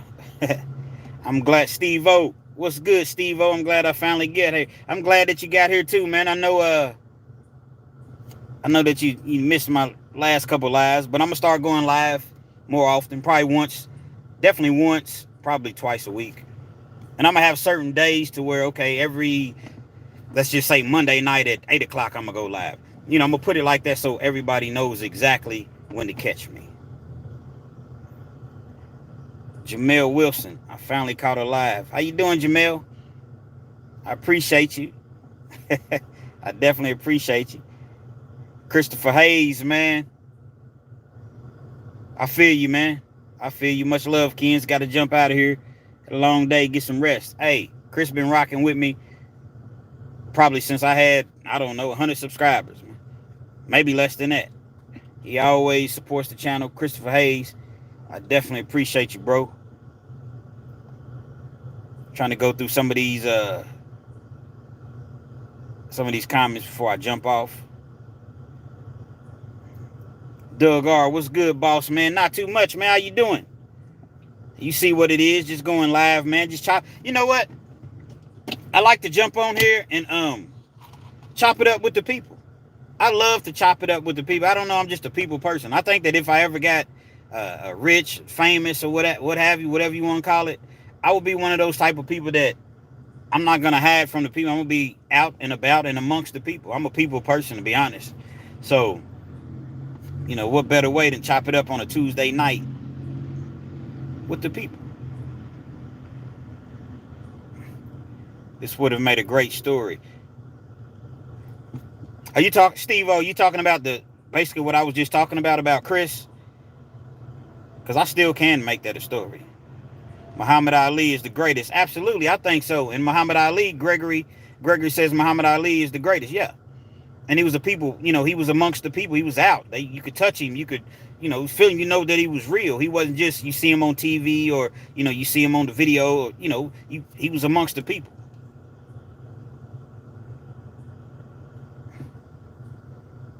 Live stream is for you to interact with your members. Absolutely.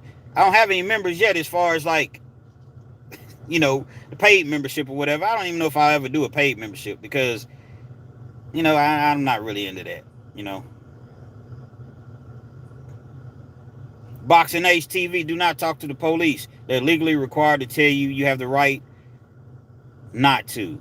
It's because you really shouldn't. Yeah, see, and oftentimes when they read you your Miranda rights, they'll try to hurry up and I just got to read this to you first. A couple formalities. You have the right to remain silent. Anything you say can and will be used against you in the court of law. You have the right to an attorney. You have a right to, if you cannot afford an attorney, you will be. Now, do you wish to proceed on? Do you wish to tell us your side of the story? You anxious. I want to, because you think that you're going to talk yourself out of that room, and you're not. Only thing you can do by talking to the police is, and it's your right. It's your Fifth Amendment right. So I'm not telling you all to be rebellious. I'm not telling anybody to be like, oh, man. No. I'm telling you from personal experience. I'm telling you from things that I've seen.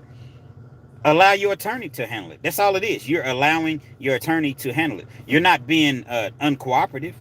They want to use words like, well, he wasn't cooperating and he would. No, you have a right. That's why they get so mad. You all ever watch First 48? When the detective's in there and he's interrogating them and they show the other officers that's watching through the glass or the two-way mirror or watching on the camera or whatever, and the narrator, they know that this is their only opportunity. If they can't get the suspect to talk, they fear that they'll have to let him go. And so, the narrator, he's going through all of that or whatever. And then when the suspect, he gets to talking or whatever, they in the other room high-fiving or whatever. Yeah, because if he never said a word, guess what? 9 times out of 10, I'm not going to say 9 times out, but there's a great chance that in certain situations, if you never say a word, man, you walking out of there. Man, I need an attorney. I don't even say, what is this about? I heard something about it. Yeah, I was there. No, I wasn't there. I need an attorney. That's it.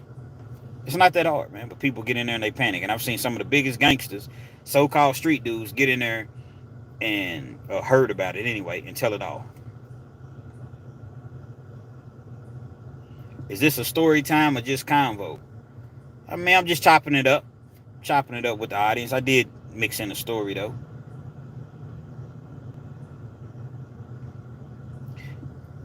Deborah Townsend, I think that R. Kelly will get out.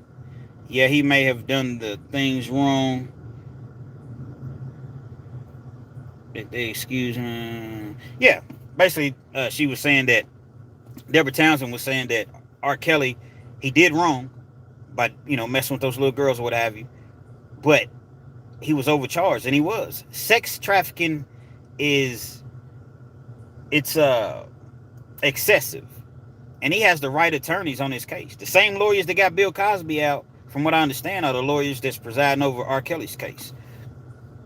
So I definitely think that he will come home. And when he does come home, R. Kelly better sit down somewhere and act like he got some sense, and not like O.J. Simpson came home and was still thugging, because they'll have him right back in the system. R. Kelly better come home, if he does, get that privilege or what have you, and just sit down somewhere, because they'll figure out a way to charge him again so fast. Everybody's wondering what's going on with P. Diddy. I don't think that they have as much as everybody thinks. I don't think that, P. Diddy is a very smart dude. You don't become almost a billionaire being dumb. Dude's worth $900 million. So if you all really think that when they raided his homes that he had any incriminating tapes or anything in there as far as on his computer devices or anything of that magnitude, I mean, you are really underestimating this man. This dude has the top of the line lawyers that you could possibly have. I'm quite sure that they told him, hey, anything that you have, they're going to be coming at some point. You don't know exactly which day, they'll be coming. Get all that stuff out of your house. So I think that if they had all of this evidence against P. Diddy, now don't get me wrong, I think that they're still trying to figure out a way to charge him. I think that they're trying to build a case on him, but I don't think that they have all the evidence that people say that they have. KLW, what's good, KENZ? I never catch you live. That's because I rarely go live. I went live a couple times last week. I'm going to start to go live more, at least once a week, probably twice. But you all know at least one of the days exactly what time and which day that I'm going to go live on. What's good, brother? I finally caught a live. Man, I appreciate you chiming in. Saucy JYT. I appreciate you, man. I definitely do. Prince, what up?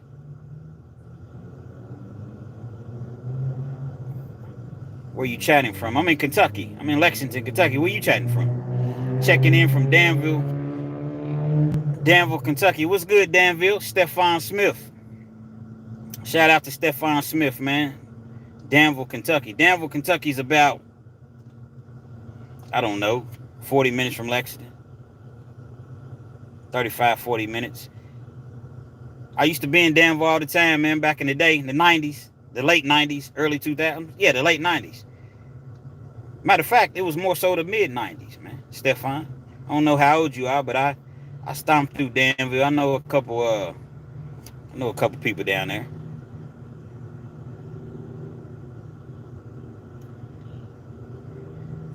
Saucy JYT. Yeah, I did see somebody talk about rebranding my channel. Now, when you say that, as far as like, what do you mean? As far as the name, I seen somebody say I should drop the 859, but it was already like so many Realkenz is on here, so it was like, why do I want to have the same name as, you know, several other channels? So I put the 859 on there, but I do want to drop the 859. So get with me and let me know, you know, what suggestions that you have when you say I should rebrand my channel, because I'm gonna keep it all the way real. You know, there's certain directions that I'm gonna be heading in with the channel, because, you know, I'm gonna be doing more, you know, just talking about criminal stories, things that have happened, and kind of narrating it.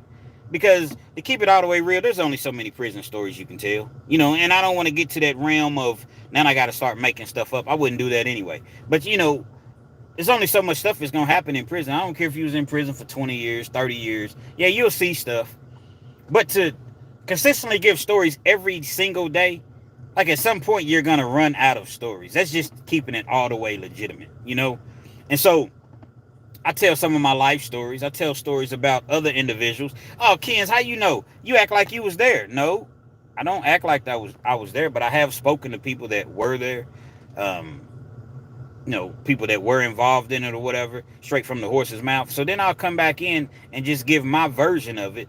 Just tell the story the way that I want to tell it. So I'm going to definitely have to become more creative with the channel, because I don't want anybody to leave the channel like, oh, man. That's why I'm kind of weary about interviewing people, because I know that, and I don't want to try to sound cocky or anything like that, but like people will tune in to hear my stories. And so if you tune in to hear my story, but you see me interviewing somebody, it's like, you know, we kind of want to hear you. So I don't know. I'm going to try it. I'm going to throw it out there just to see, you know, how it works or what have you. But, yeah, I definitely got to, you know, become more creative. I'm 35. We probably know the same people. Probably so. I'm a little older than you, but probably so. I feel you, bro, because I feel like, hold up, no hate, but I feel like he's exaggerating his stories a bit. Oh, talking about Dante. Yeah, I mean, because, you know, and I'm not saying that he is. But what I'm saying is, again, there's only so many stories that you can, you know, there's only so many booty bandits you're going to run past. There's only so many, you know, cheek busters. There's only so many bullies. There's only so many bad CEOs. There's only so many relationships, you know, that you could have had with the female officer. So it's like, I have to start thinking of other things to talk about. It's weird because booty bandit stories get the most views. That's crazy. I believe that I touched this subject in my last live. Booty bandit videos, they get the best, or, you know, they get the most views. And I don't really understand it. I think it's more of a, people are intrigued, you know, by that sort of activity goes on in prison. But anytime I drop a booty vent, like I have one, and y'all go check out some of my older videos. I don't even remember what the title is. I think he got taken in the prison shower, or it's something like that. And I dropped it about 3 months ago. And it's at, last time I looked, it's at 100,000 views. It's a booty bandit video. Really, it's not really even a booty bandit. Well, I guess it kind of is. And I have a part two. Part two, I think it has like 7 or 8,000. But it literally has 100,000 views or more. People are intrigued with the booty bandit stories. I don't even like telling the booty bandit stories. I don't like talking about that stuff, to be honest. But I understand that it's part of prison. And I understand that it's something that, you know, it's part of prison. So, you know, you tell the story. Check your email. I definitely will, Rod Tate. Anybody wants to reach out to me, some people have some business ideas. Some people have asked me about coming to speak or what have you. Realkenz TV at Yahoo. I check my emails. I ain't checked them today. I don't think I checked them yesterday, but I'm gonna start checking my emails every day. Um, my brother went to prison, and he told me it really doesn't go down like that. But I don't know because I have a clean record. Yeah, see, it depends on what prison. Because don't get me wrong, don't get it twisted. There are prisons. Y'all hit that like button for me. Those of you all that are still in the building. There are prisons to where it goes down like that. You can Google Big Sandy. It's in Kentucky, and it's a federal prison. It's a USP, and at one point it was the deadliest prison in the U.S. Right here in Kentucky. I think it's in Sandy Hook, Kentucky. I think that's where it's at. I could be wrong, but it's definitely called Big Sandy. I appreciate that. Y'all keep hitting that like button, man. It's called Big Sandy, man. And places like that, it definitely goes down. But most people's not going to end up in a USP. You see what I'm saying? Maximum security. You're not going to end up in a place like that. You're going to end up in a camp somewhere, or, you may go to medium. Like, I've never been to max. Because in Kentucky, they only have one max, and that's Eddyville. That's to my knowledge. It's Eddyville. Home of death row. That's where FLEECE Johnson did the majority of his time at. But all the other prisons, they're mediums, and you have people that's doing life sentences, people that's doing 150 years.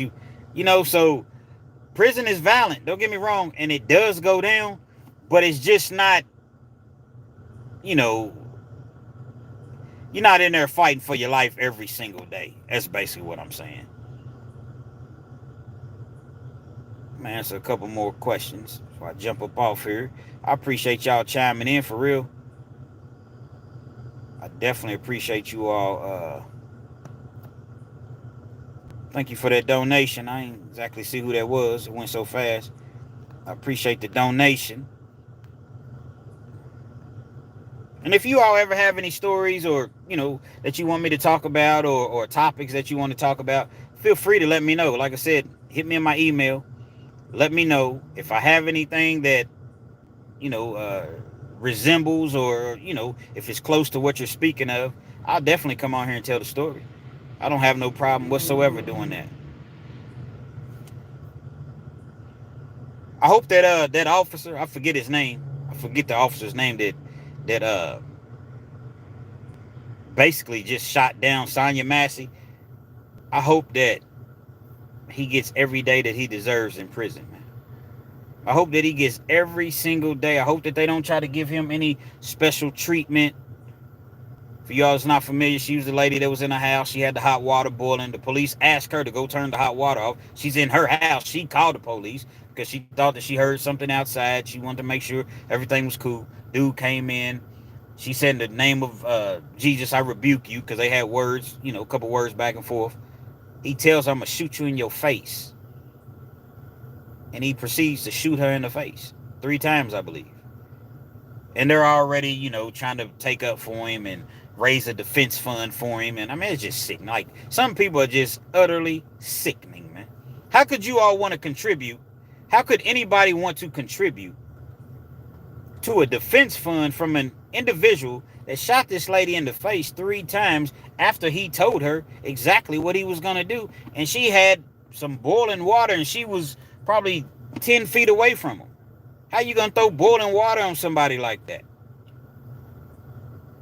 Crazy, man. I hope this dude gets life. Not no 22 years like Derek Chauvin got or whatever. If he makes it out, which he's probably not. They done already stabbed him up in prison. Dude that killed George Floyd. If he even makes it out, 22 years, that's just not enough. That's not enough. We get caught with a little, drugs or whatever, or just get caught with a gun and we ain't even use it. Guess what? They trying to lock us up and throw away the key. But an officer can do something and not get that much time at all. Y'all remember the lady that, it was several years ago, they had the black man arrested on his stomach, on the ground, hands behind his back. It's about 4 or 5 officers. They holding his arms and his legs. The lady officers telling him, don't move, be still. She takes out her gun and shoots him in his back while he's on his stomach. Guess how much time she got? 2 years. Guess what her defense was? She thought it was her taser. She thought that it was her taser. First of all, why are you even tasing a man? There's 5 of you, all his hands is behind his back, and y'all holding his legs and his arms. So why would you even be tasing him in the first place? This woman got 2 years.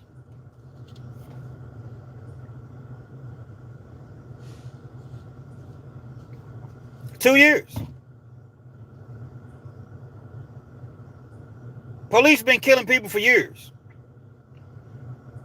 And now that there's technology, they're still killing people. That just goes to show that their mind, it's a whole lot of them that are racist. And it's a whole lot of them that is just outright just hateful. So the fact that they have on a body cam, the fact that people are standing around with phones recording it, the fact that there are cameras everywhere, wherever you go within the city, they lose focus of that because of that hatred and that strife that's in their heart. They forget about all of that as far as, being a sworn officer. All of that goes out of the window. And you just unalive somebody simply because you can. And you don't get no time for it. Most of them don't even ever get charged. The dude that killed Breonna Taylor up in Louisville, rest in peace, Breonna Taylor, they deemed that it wasn't his fault, it was the boyfriend's fault. If somebody's kicking in your door, that's why they got rid of, what do they call it, no-knock warrants. Somebody's kicking in your door, you don't know who it is, you have a right to bear arms. Somebody's kicking your door, and it's not like it's the police and you start firing. No, you hear, imagine in the middle of the night and your door's just kicked in. Boom! You got your kids in the house, you got your firearm right there by the bed. Man, you ain't asking no questions. Come to find out it's the police. Well, they should have made themselves known who it was. They determined that he didn't have anything to do with it. I think he ended up getting a job like a couple towns over. Like, it's just sickening, man. And then you got this fool Donald Trump that wants to give immunity to all of the police officers. What are you, crazy? They already killing people now. So now you really going to give them a pass? They already got a pass to kill. So now you really going to give them a pass if you get into office by giving all officers immunity. It's going to get ridiculous. And then they wonder why when they go to pull us over, why we run. Well, all you got to do is just don't run, man. Dudes, people are scared. People are afraid. Police get behind me sometimes, man. Police pulled me over one day and I got my sign on top of the car. I'm out working, doing a delivery. He pulls me over. You know why I pulled you over? No, I don't, officer. You didn't have your seatbelt on. Well, officer, I understand, but I was just coming out of the gas station. I really didn't even have an opportunity to put it on. Well, you're supposed to put it on before you even take off. You right, officer.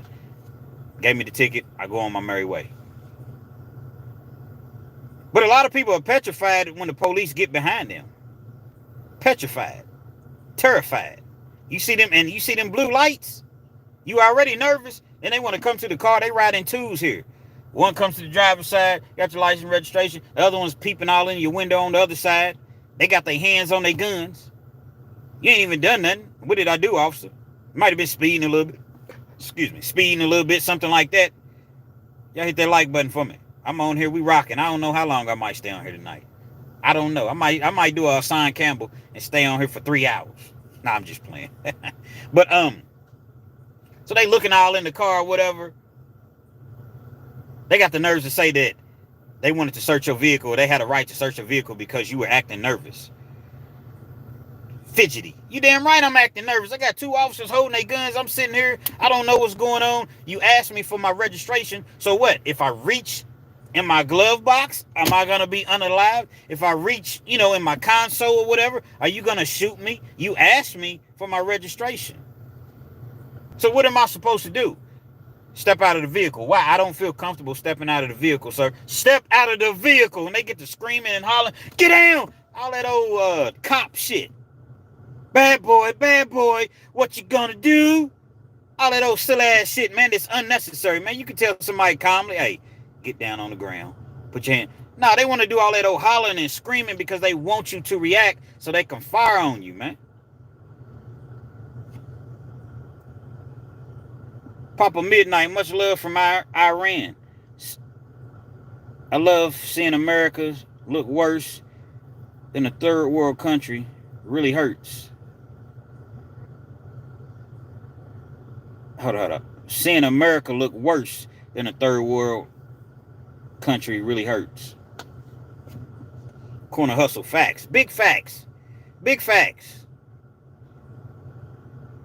Every person in prison don't deserve to be in prison. You know how many times the police done planted stuff on people? How many times they've overcharged people?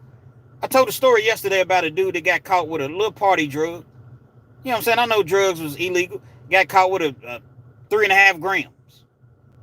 3.5 grams, $300 and some green, some smoke, some ooh wee wee.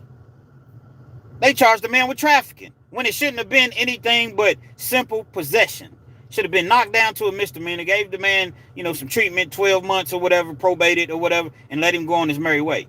They charged the man with trafficking as though he was some big time drug dealer. And the prosecutor, well, he had large sum of money, $350. That's a large sum of money. So he ended up having to plea out to 2 years, but the most that he should have been facing was 3 years in the first place. But being that they charge him with trafficking, now it looks like he's facing 10 years, so I can't really take a chance of going to trial, which I would have, but I have to take this 2-year plea deal. They love to overcharge people, man. It's a crooked game. See, a lot of y'all are not, and it's a good thing that you haven't had to deal with the police, because you all look at the police as, oh, they're our friends. Now, the police is necessary. Somebody's trying to break in and do something to my kids and my mother or something like that. Yeah, I want the police call. So they are necessary. But there are a whole lot of crooked officers out here that are just not doing the right thing. They're not. And you're starting to see it more and more as far as the people being arrested, being charged. I think the story that you told was so messed up, his felony should be cleared. Yeah, there's a lot of people's felonies that should be cleared. There's a lot of people's felonies that should be cleared. A convicted felon just, it sounds way worse than what it is. Convicted felon. You know what I mean? Like, it's just such a, I don't know. Don't get me started. But it definitely, I got to adjust my camera, you all, because my phone is, I got to hook up my charger so you see some movement.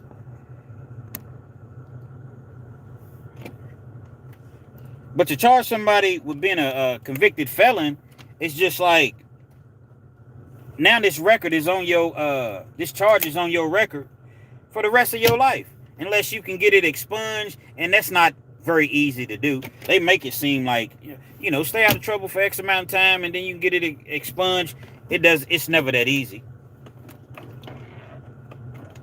Can't protect your family, can't have a firearm. You got idiots out here, man. You got idiots out here that are just ignorant. But because I have a felony, you have a felony, she has a felony, whatever the case is, you're not allowed to protect yourself. It doesn't make any sense. I thought that there was an amendment right, but evidently that means nothing.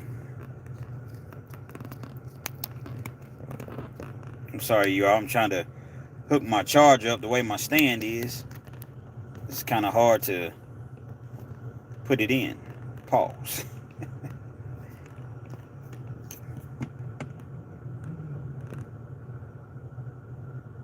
Cops should be required to have a 4-year college degree. I don't know what that's going to help. Cops should be required to go get a mental evaluation. Take a lie detector test. Do you hate black people? Do you hate poor people? Do you hate white people? Because it ain't just the white officers. A lot of times it is. Keep it all the way real. But you got them idiots down in Memphis. And 4 black officers.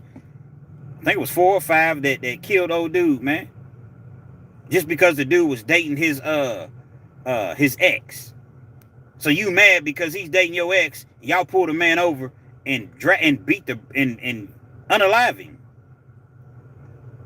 Now, all 5 of y'all facing murder charges, but yet you are all out on bond. I just don't get that. I don't understand how when an officer does something, they're not held to the highest level uh, accountability, if you will, that we are.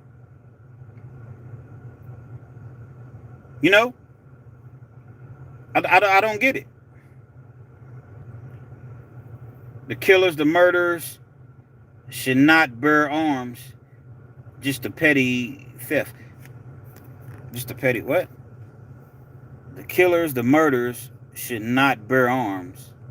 Not just a petty theft. I'm not exactly sure what you're saying.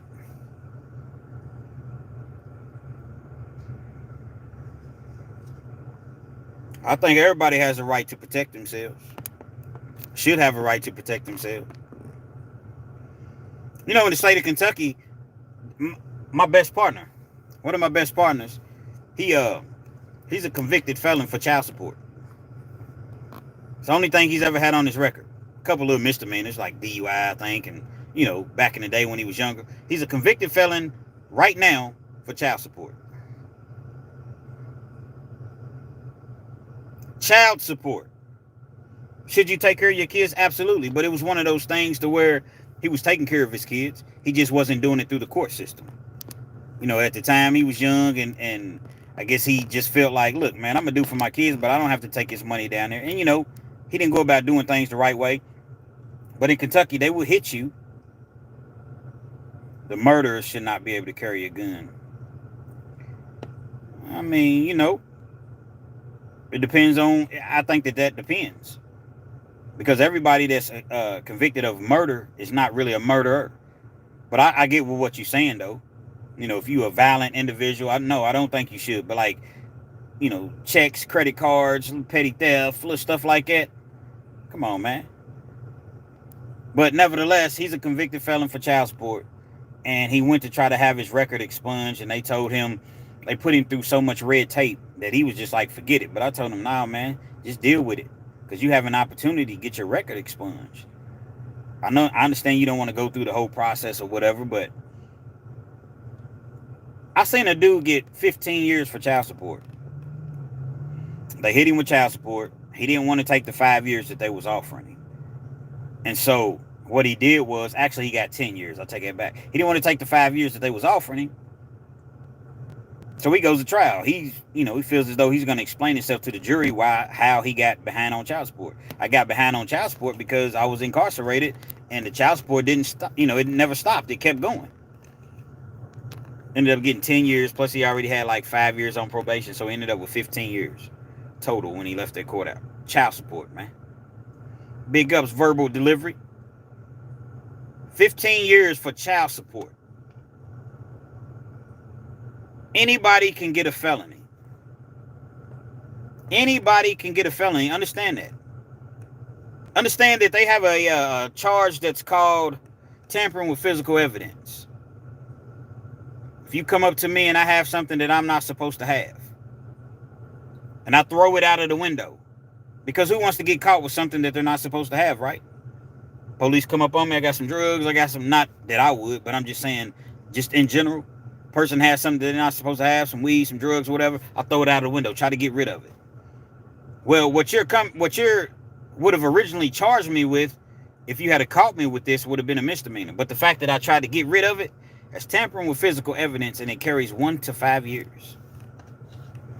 So if I got a joint and I throw it out of the window, and the police go get it, they can charge me with tampering with physical evidence. Now I'm facing a felony. And if I've already been in the system before, now they're going to enhance my sentence 1 to 5 years, or maybe even 5 to 10, depending on how many times I've been in trouble prior. Locking people up is a business. Private prisons, it's a business. They have to keep these beds full. So what do?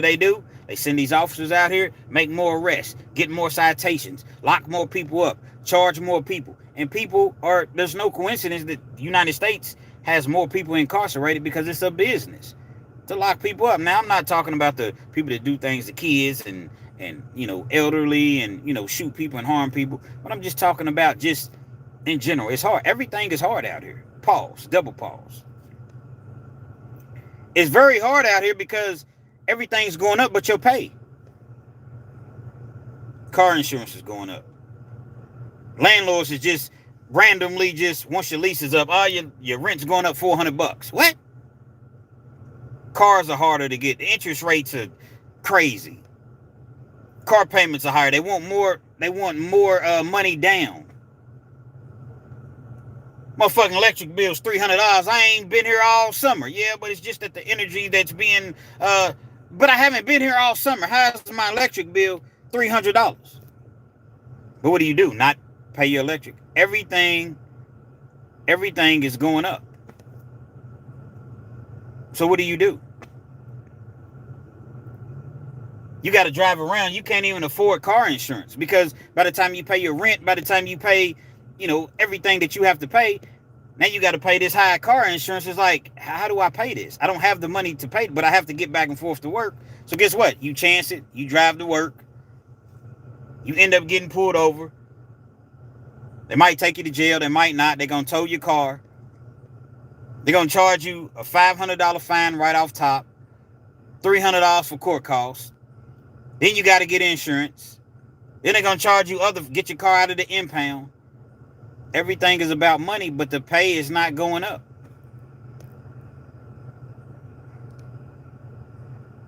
I don't understand what they expect. Y'all hit that like button for me. I don't understand what they expect people to do. I don't know. Everything is about money. Keep everything documented, like Fleece Johnson said. Corner Hustle said, keep everything it's documented. Fleece say everything's documented. Everything. I don't really see him saying it as much now, but Fleece used to say, man, it's documented. So no matter what he said, no matter how outrageous it was, no matter how funny it was or whatever, if Fleece came back and said, but it's documented, then that means that it was true. It was documented. I tried that in court one time. Judge wasn't hearing it. It's documented, Yana. The hell out of my courtroom, man. Get him out of here.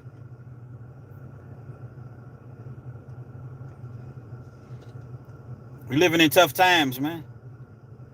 We're living in real tough times. Now, some people are just outright lazy. Because if you don't have a criminal record and you have a car and your money is you having trouble making ends meet like most people are, there's no excuse for you not to be doing something. DoorDash and Ubering, Instacarts, any of those things. There's really no delivering pizzas, whatever. There's no excuse if you don't have any sort of record and you have a vehicle. There's really no excuse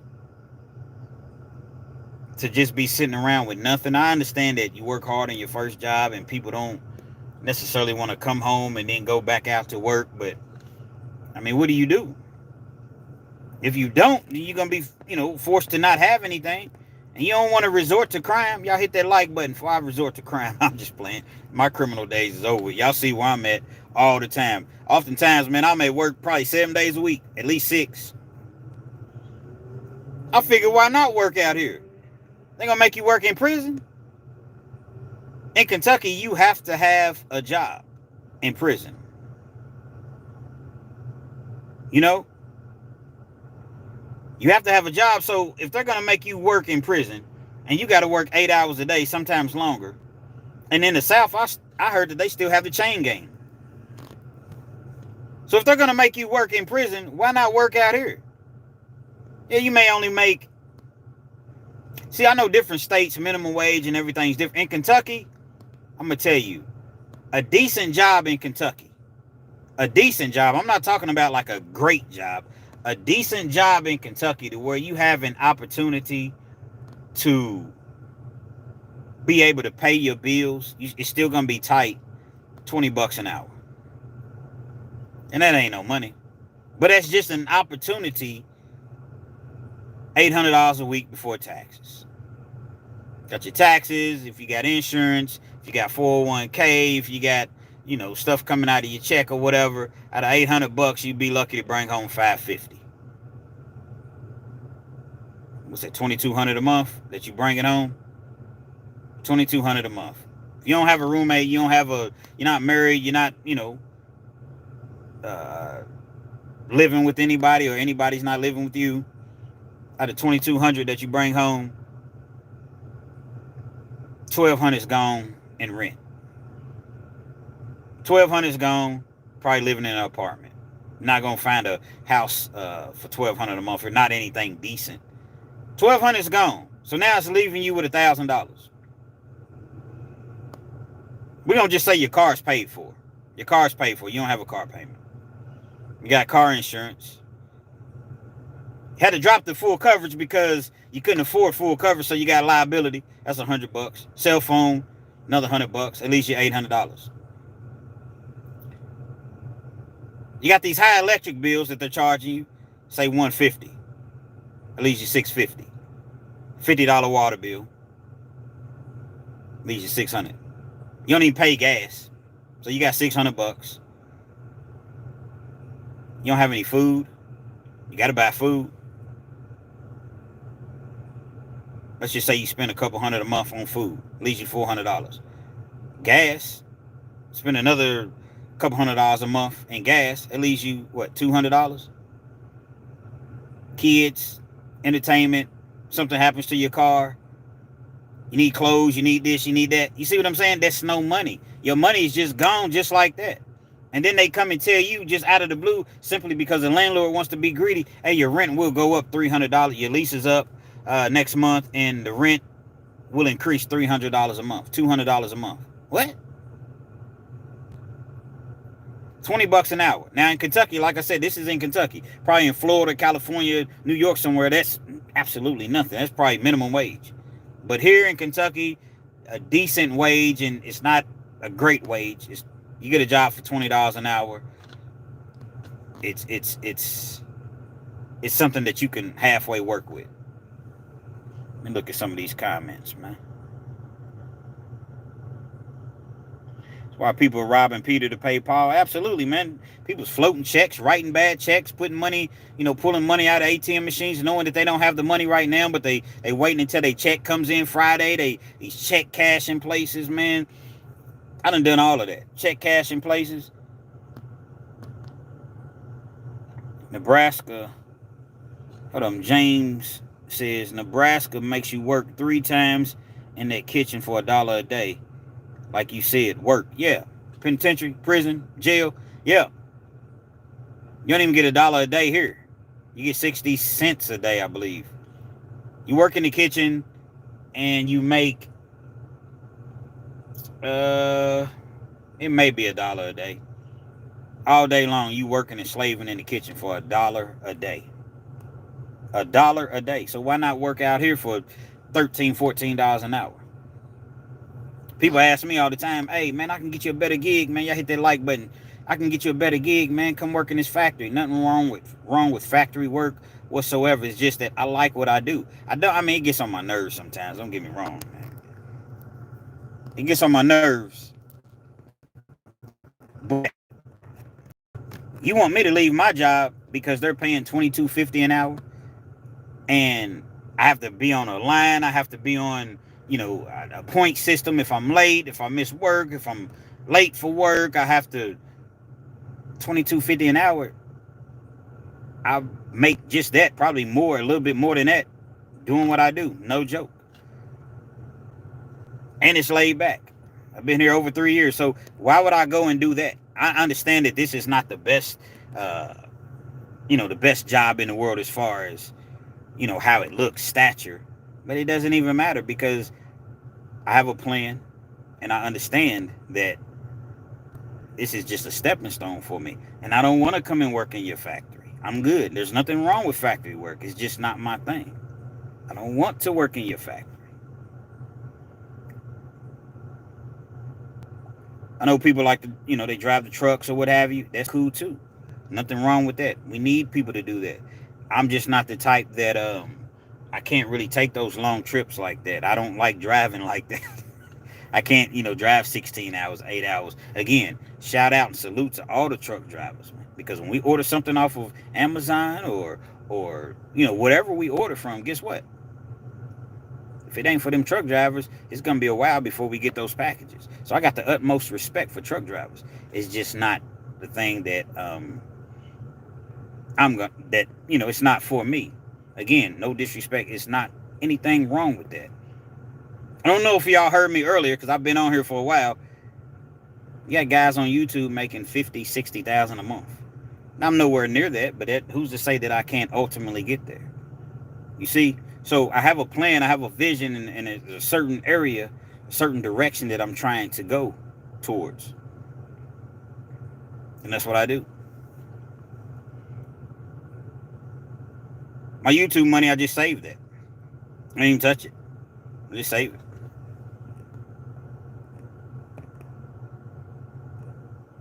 You preaching. I appreciate it, man. I'm just, just talking about life.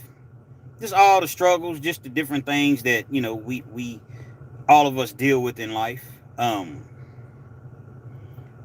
had so many people reach out to me and talk about, when I told my story as far as like how my life was in shambles when I was gambling really bad. I talked to the young lady that I was with. I talk to her quite often. We're no longer together, but we're still good friends. And I talked to her earlier today, and we were talking about how she couldn't believe that I told the story. She's like, you're kind of private. You're coming out of your shell a little bit as far as, sharing your experiences in your private life. My thing is this. This is why I never lie. I'm not really a big liar anyway. But the reason that I never really lie online on my channel is because people are going to find out who you are. They're going to find out if you're the person that you say you are anyway. People get inquisitive. It's not hard to find out who a person is. So I don't have my identity. I've given out my phone number on here before because I'm a genuine person. I can't make up a story and act like I was doing this and doing that in prison because I have to walk these streets. And when I see people that I was really in prison with, or they see me, I don't want them looking at me like, yeah, that's the dude that be making up the prison story. This the dude said he was in prison, doing XYZ, whooping dudes and doing this and doing that, and he really wasn't. No, I can't do that. So that's why I have to be genuine when I tell my stories and not get on here and try to act like I'm some superhero. Man, I done been whooped a few times. Man, I done got my wig split. Man, I done got damn near knocked out. I probably got knocked out one time and didn't even really realize that I was knocked out because I got right up. So I'm saying, like, I'm never going to get on here and act as though I was just that guy. Only thing I will say is I was a stand-up guy. I'm gonna keep my little stand up here. Phone is cool. Don't go dead. What's up, your boy? Finally caught me live. I've been rocking for 2 hours, man. Some people been rocking with me the whole time. I don't know, man. Chopping it up. But I'm never gonna act like I was that guy, man, just in prison running stuff and you go do this and you go do. I was making my money in certain facilities. I got busy a couple times, you know what I'm saying? I'm a stand-up guy. I wasn't no chump. You ain't gonna put your hands on me and it's just gonna go down like it. Now we gonna get it in. Win, draw, lose. We gonna get it in. I don't prefer that because I want to come home. I don't want to get any write-ups in it, but you're not gonna come by me and just violate me. But outside of that, man, I ain't, no hell of. Just give me my money. Bad habit. I appreciate that, man. Saucy JT, YT. I appreciate that. Keep doing you. The growth is going to be amazing. I appreciate it, man. I definitely do. James, that's why I tune in, because you work and real. I like the funny stories. Appreciate it, man. I definitely appreciate it. I appreciate all the support. I appreciate if y'all hit that like button for me. See what I'm saying? What's going on, Bad Habit? Yeah, boy, I love the videos, man. Got notification every time you drop. And that's another thing. Everybody's getting my notifications. Some people say, oh, you been shadow banned. I don't know. I don't really care. Just understand that I typically drop every day. I didn't today. I knew I was going live. I intended to drop something early today, but I had a situation that I had to handle, and it required a lot of my attention. You young people out there, watch who you having these babies with. Whether you're the woman, the female, or whether you the male. Watch who you having these kids by, because basically we living in a world now to where it's kids having kids, babies having babies. And so when you see these kids that are cussing in front of their parents, and I couldn't even say dang in front of my mom and them, my parents coming up, I ain't had no parents, I had a parent. In front of mama, I couldn't even say dang, dag. Sound too much like damn.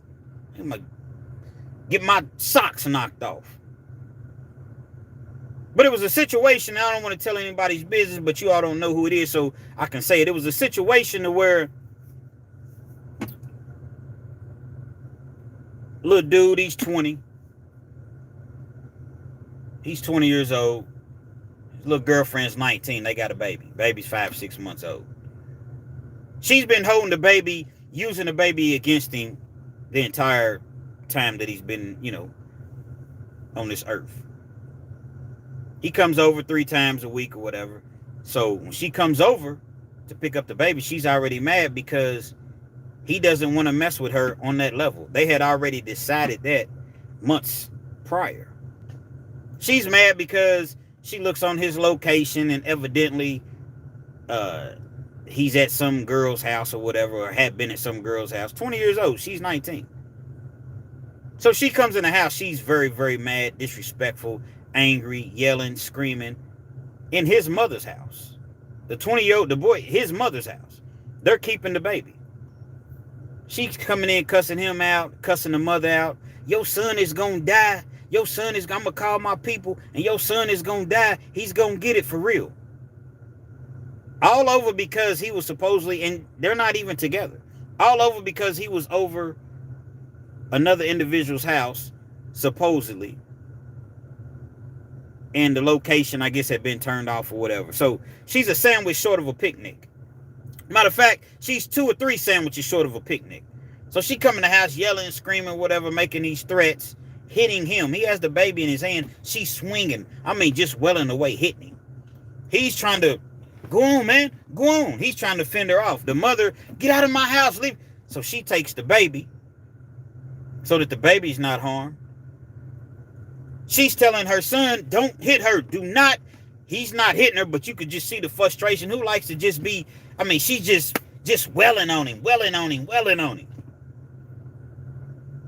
The sister's there, but she's not confrontational. And so all of this is going on. The mother pulls up. The mother's ignorant. The apple don't fall too far from the tree. Sometimes it does, but oftentimes it don't. She comes up, she's ignorant. So now the little girl, they're in the car. They're trying to get the baby strapped in. But the little girl is still trying to go after the dude, the baby's father. She's furious. All type of threats. You will never see your son again. I'm going to make sure you die. She's saying all of these mean and hateful things. She's cussing the mother out.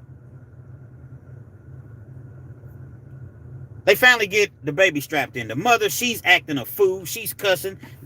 They arguing back and forth. You need to get your daughter and y'all need to get out of here. They finally get, they finally pull off. They skid off like some idiots with a 5-6 month old baby in the car. Dude is walking down the street, just trying to get away from the situation, just taking a walk to blow some steam, just to cool off. They riding down the street, taunting him, cussing him out, yelling at him. You'll never see your son again. That's the last look, and you going to jail. And they immediately went downtown and filed charges on him. Y'all ain't heard nothing yet. They filed the charges on him. Y'all hit that like button. If I don't get one like, I'm going to stop the story. Somebody hit the like button.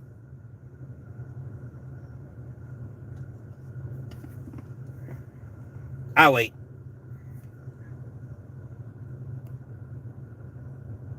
Thank you. And so they telling him that he's never going to see his son. They go downtown and file charges on him. When they file the charges on him, she makes up an entire lie. She tells the police, she tells the people at the police station that he had a gun, he was chasing her, he hit her, he blacked the baby's eye, busted a blood vessel busted the baby's lip, busted a blood vessel on the baby's eye. She's posting pictures all on Facebook. Ain't nothing wrong with the baby whatsoever. It looks perfectly fine. The people serve him the paperwork probably in less than 2 hours. Less than 2 hours, he served the paperwork. Emergency protective order. She's trying to have him arrested. He's not allowed to see his baby whatsoever until they go to court way next month. They go down there, not even knowing that they had been down there initially. They go down there and try to file the paperwork saying that what really happened, where she was the one that threatened him. She was hitting him. She was threatening him as far as, with his life. They got on the phone and called somebody and was like, yeah, come on over. He put his hands on my daughter. This is the ignorant ass mama. He put his hands on my daughter. He ain't put his hands on her whatsoever. I'm going to get my people. They going to do that. We know where you live at. They going to come shoot this bitch up. He goes to file the charges on him. They laugh him out of the courtroom. And not the courtroom, but out of the little room or whatever that you go in to file the charges. Denied. All based on her word, what she said. There's an emergency protective order against him.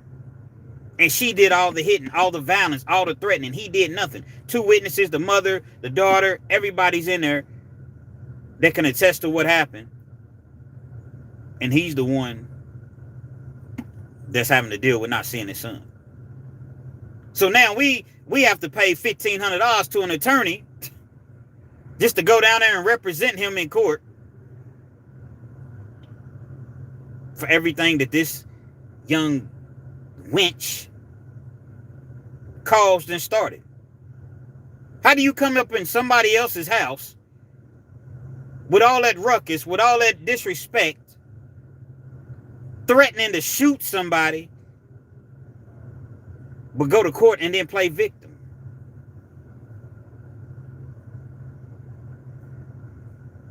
It's the world we live in. And we know that if he went down to court without an attorney, guess what's going to happen? They're going to eat him alive.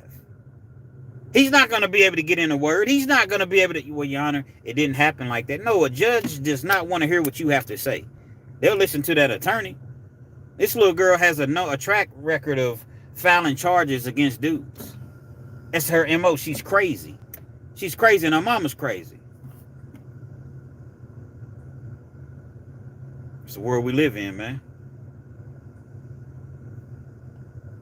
Saucy JT, being a man today is really challenging because all the women can get us in a lot of trouble and they never get charged. Exactly. Exactly. They can go down there and say anything. Anything. And they're believed just like that.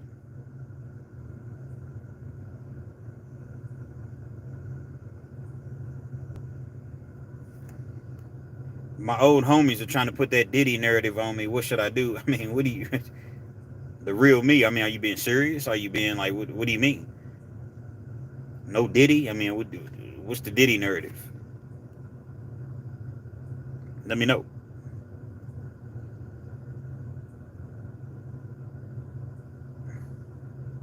Facts, because wrong is right and right is wrong. Absolutely. Fort Pierce, Florida in the house. Derek King. Shout out to you, Derek King. Bad habit. I'm tapping in from the Bay Areas. Fosheezy, my kneesy.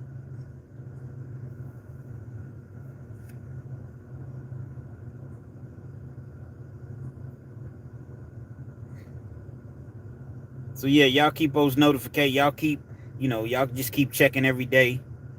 I'm always gonna drop something. You know what I mean? And they don't want to send out the notifications. That's cool.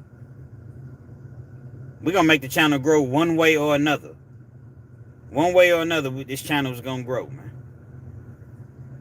That's why us men have to find a good woman. Find good woman.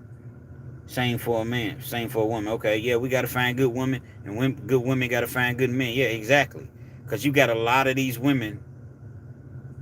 You got a lot of these women out here, man. And there's dudes too. Don't get it twisted. I'm not just blaming everything on women. But they really believe everything that a woman says. Because like I said, when he went down there, they wasn't trying to hear nothing he was talking about. The real me trying to paint me as a bandit. I mean, could you further elaborate? Like, what's going on? He needs to video every interaction between. Yeah, exactly. They were trying to get the camera out, but it was happening so fast. And like the mother, she was saying that when she was going to get her camera out, the phone was like, it was low. It was like 10%. And then she was trying to grab the baby, make sure that he didn't get hit. And she's trying to, get the little girl out of the house or whatever. So they were unable to film it. Now, at this point, it's an emergency protective order. So he's not to even have any contact with her whatsoever until, until they go before the judge. But he's been told that if she contacts him, which she probably will, do not answer that phone, do not respond, and document it if she does call or tries to do anything like that. Because he's going to be the one that ends up going to jail. This kid is trying to go to the military, man. And he can't go to the military with an EPO on his background. No criminal record, never been arrested a day in his life. No trouble, none of that. And she goes down there and just makes up stuff. So you are definitely right, Miss Pat. Everything needs to be documented. Everything.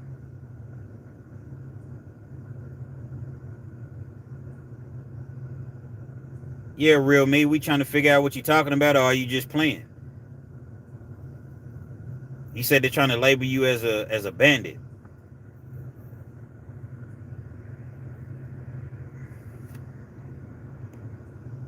Surely you're not a bandit. I don't believe Diddy's a bandit. A lot of people looking, they see what Diddy did in that video, and that was horrific. That was terrible. That was terrible. I think Diddy needs to do a little time. He obviously has a problem putting his hands on women. I think Diddy just has a problem putting his hands on people, period. But he didn't put his hands on 50 Cent.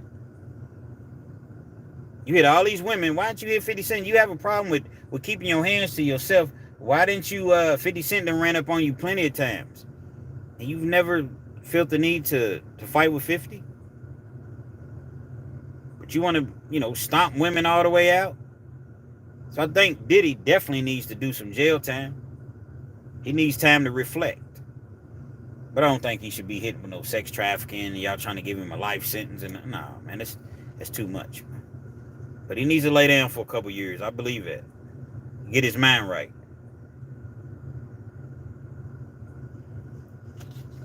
You can't just go around here beating women, man. That video was terrible to even watch. You can't even do that. But then you got this fool, Lil Boosie, that was like, oh, man, I don't rock with Diddy no more because of the video. Lil Boosie, there's a video online. And it's an audio. And I know and I'm sure that if Lil Boosie was there, he would have definitely put his hands on his baby's mama. He was mad at her about something. And they were going through it. He called her every name in the book. Supposedly, Lil Boosie, according to her, he had something to do with her brother being unalive. Lil Boosie spoke on that. Yes, well, your brother, he spoke on that or whatever, and he threatened her, and if you was here right now and I do this and I do that, but you have the audacity to say that you don't rock with Diddy because you've seen the video. See, seeing is believing, and I get that. But there's no doubt in my mind that Boosie has put his hands, in my opinion. I don't have any facts, but based upon the video, the audio that I listened to, and the way that he was screaming and cussing his baby's mama out along with his daughter, you little bitch. That's how he's talking to his daughter. There's no doubt in my mind that Lil Boosie has put his hand on a woman, and he definitely would have that day. So don't sit there and judge another person just because it's on video. Dude's dealing with some demons. I ain't giving him an excuse. I'm not giving Diddy a pass, because that was wrong what Diddy did. It was definitely wrong, and he's probably done it several times, but just never caught up. But don't sit here and talk about the next person as though you're some angel, because he can't fight a grown man, bro. Absolutely he can't. Diddy don't want to see 50 Cent. He don't talk to people. You know, he talks to other dudes like that he feels as though he can get away with it with. Because he got them, you know, he got gorillas around him. He got real lives. Like a lot of times when we see these celebrities, we see them, but we don't see the people that are around him. Like Floyd Mayweather, you'll see his security or whatever from time to time. But these dudes have real life security with them. Most people can't get up on 50 on a P. Diddy like that.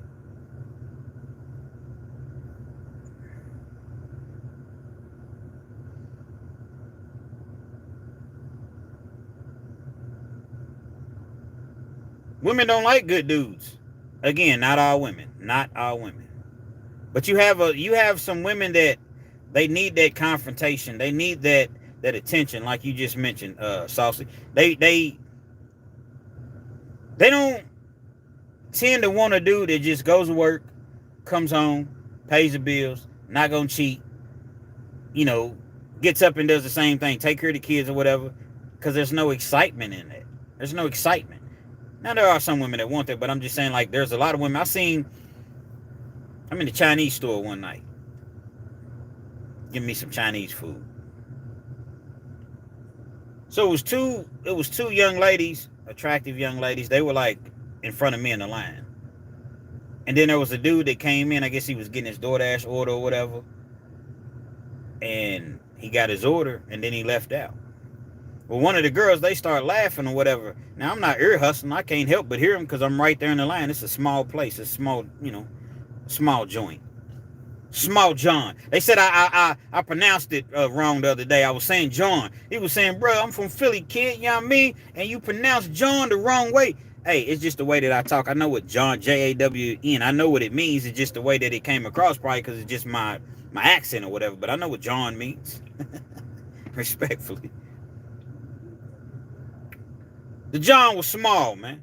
And so I could hear, you know, what they were talking about. And she was like, girl, let me tell you about him. So the other one was like, what's up, girl? You know him? She was like, I don't know him, but he gonna try to approach me and ask me for my phone number. Who I look like giving my phone number to somebody that's driving a Ford Focus? He driving a Ford Focus. Here I am driving she was driving it's not a Suburban. It's what's the one right under Suburban? Y'all help me out in my comments. Right under a Suburban. Here I am in a Tahoe, a 2000 and this was a couple years ago. So let's just say it was 22. Here I am in a 22 Tahoe, and he gonna try to approach me with this Ford Taurus. I mean, he cute and everything, but I can't be rocking with no dude in no Ford Taurus.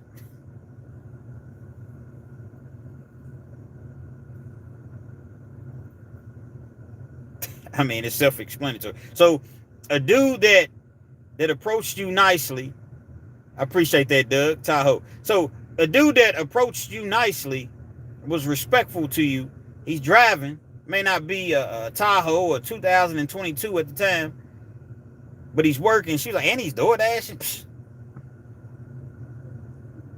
Again, not all, but a lot of these women, I don't know where they get this entitlement from. I don't know where they get this,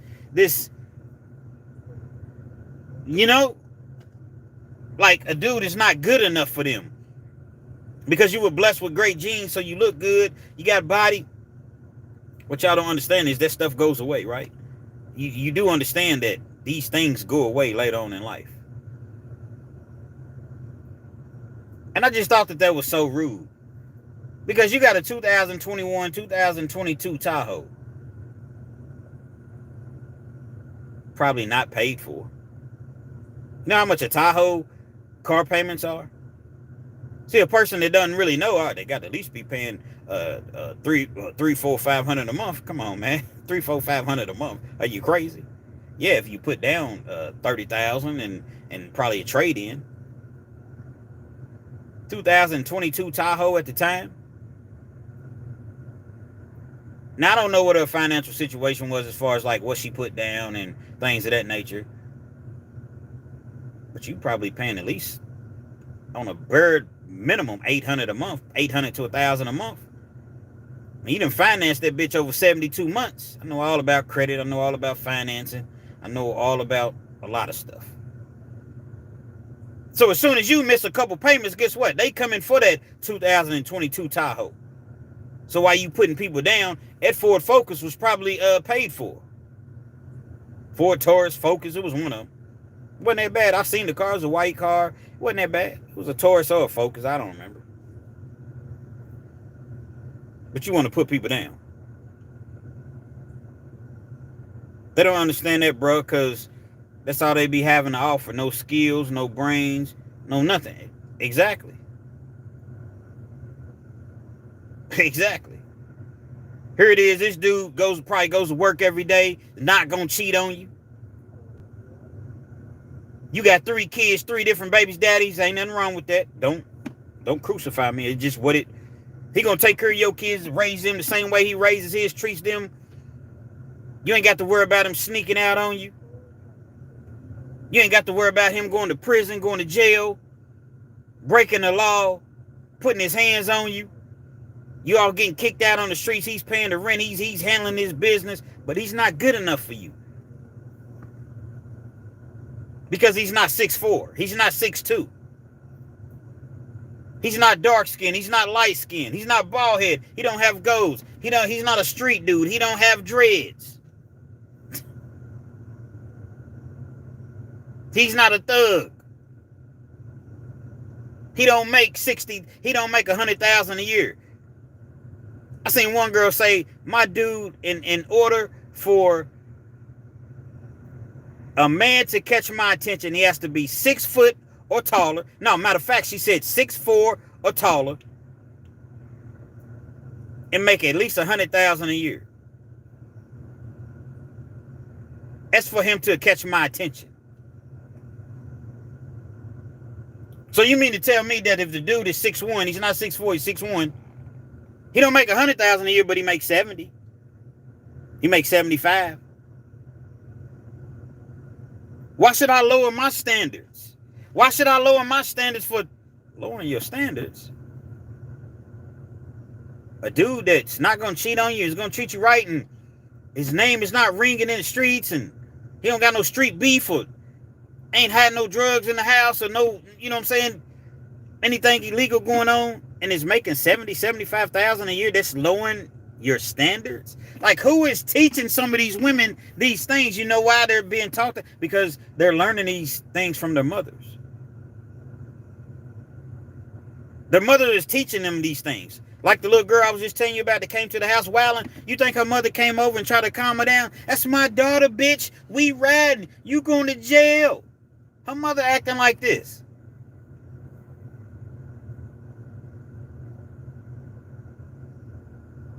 Who says that a man that's making 75,000 a year and is 6'1", but I don't care if he was 5'1", but he's 6'1" instead of being 6'4", that's lowering my standards, and I deserve that. And we get crucified for wanting better in life. Do you make 75,000 a year? Do you make half of 75,000 a year? But a man is expected to be Superman. Again, not all women think this. This is only the ones that always have something to say.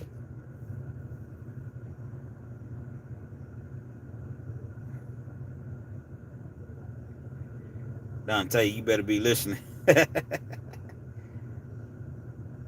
DW. That's how they do us. We take them when they work as cashiers and driving a beat up Hyundai or a Honda Accord. Absolutely. Abso-effing-lutely. Shout out to you, DW. Exactly.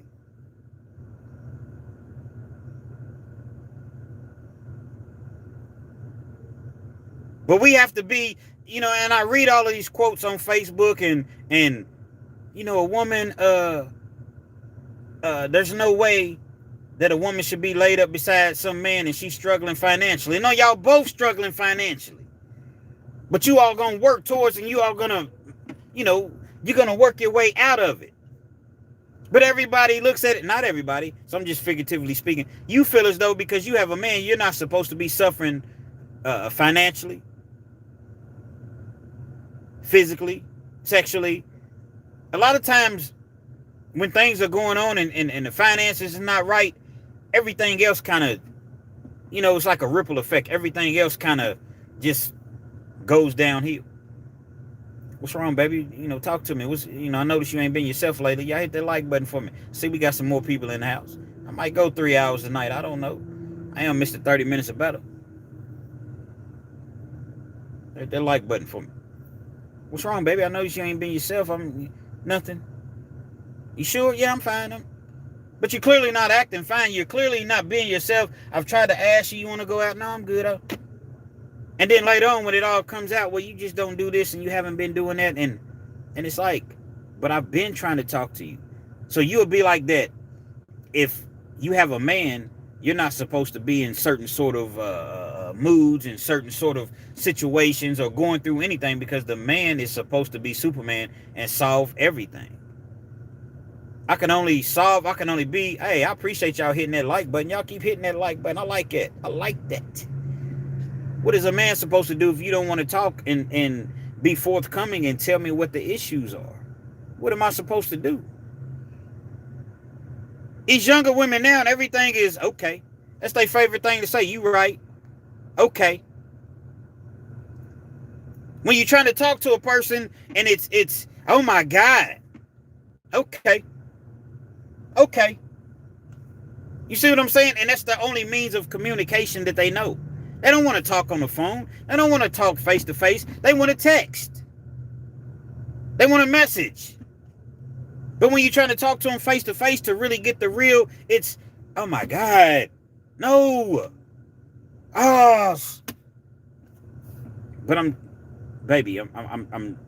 trying to talk to you. There's nothing wrong with me. It's clearly something wrong. No, it's not. I mean, it's crazy, man. Now, this is nothing that it's something that I have gone through, but this is nothing that I'm like currently going through. We're just we chopping it up, man. We vibing, man.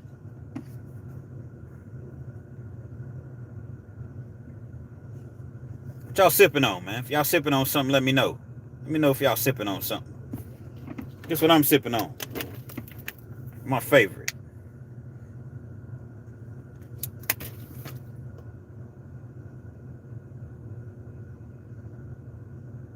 But when you don't have no car, when you don't have the best of jobs, ain't no talking down on you, like DW said. But as soon as we doing bad, I ain't taking care of no grown man. I done been down that road. I done messed with a dude that was broke, that didn't have nothing. And I never do it again. Why wouldn't you do it again? Because he took advantage of me, and he didn't do this, and he cheated on me. Okay, have you messed with a dude that had money before? Yeah, I've messed with a dude that had money. And what happened? He cheated on me. So I ain't hear you say that you wouldn't mess with a dude that has money. I ain't hear you say that never again will you mess with a dude that has money. But you'll say, well, I'll never mess with a dude again that don't have any money, for the simple fact that you didn't want to mess with him in the first place.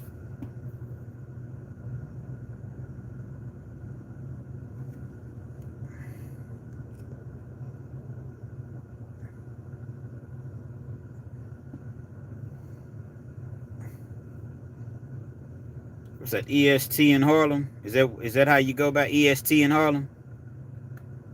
I came across females making less than $60,000 with high standards. I don't know when you chimed. I don't know exactly how long you've been watching, but that's the point that I was just making.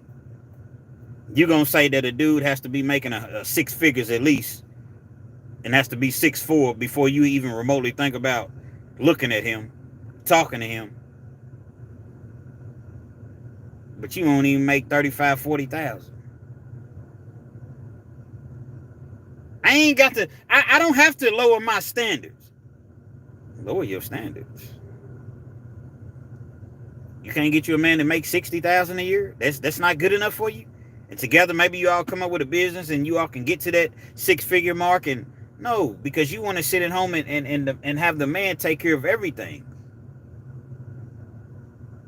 I see women say stuff like, they always want us to cook. They always want us to do that. Can a bitch fix a sink? You know what I'm saying? These are the type of things that some women say. Bitch, fix a sink. You want me to cook? Fix my sink. A real man would do this. A real man, everything is, if you just fall short in one thing, you're not a real man.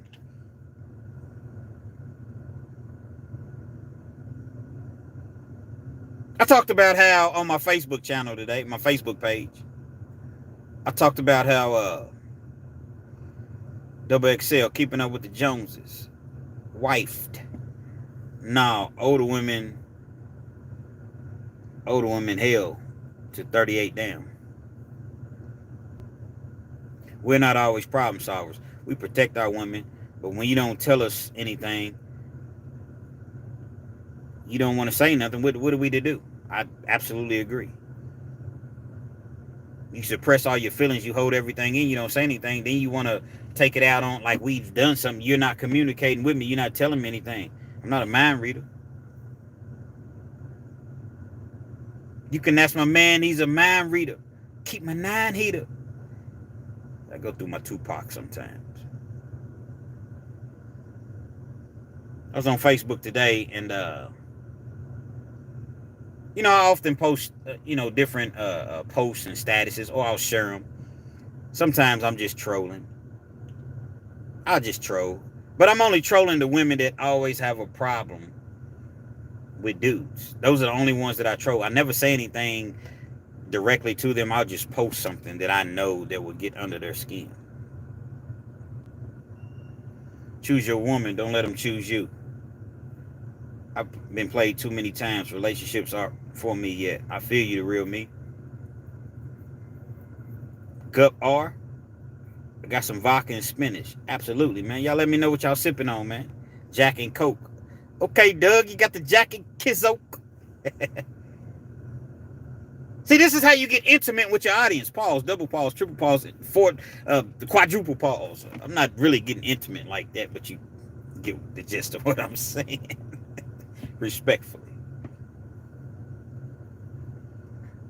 So I post something today, and there's an R&B singer. His name is Chris Brown, but we can use anybody. This particular situation. Yeah, Doug R said 4 times pause. Hey, y'all want me to come out with some shirts that have pause on? I don't know exactly because I don't want to offend anybody, but I'm working on trying to have something that I'm working on some stuff, man. I don't want to, because it's all fun. You do what you want to do.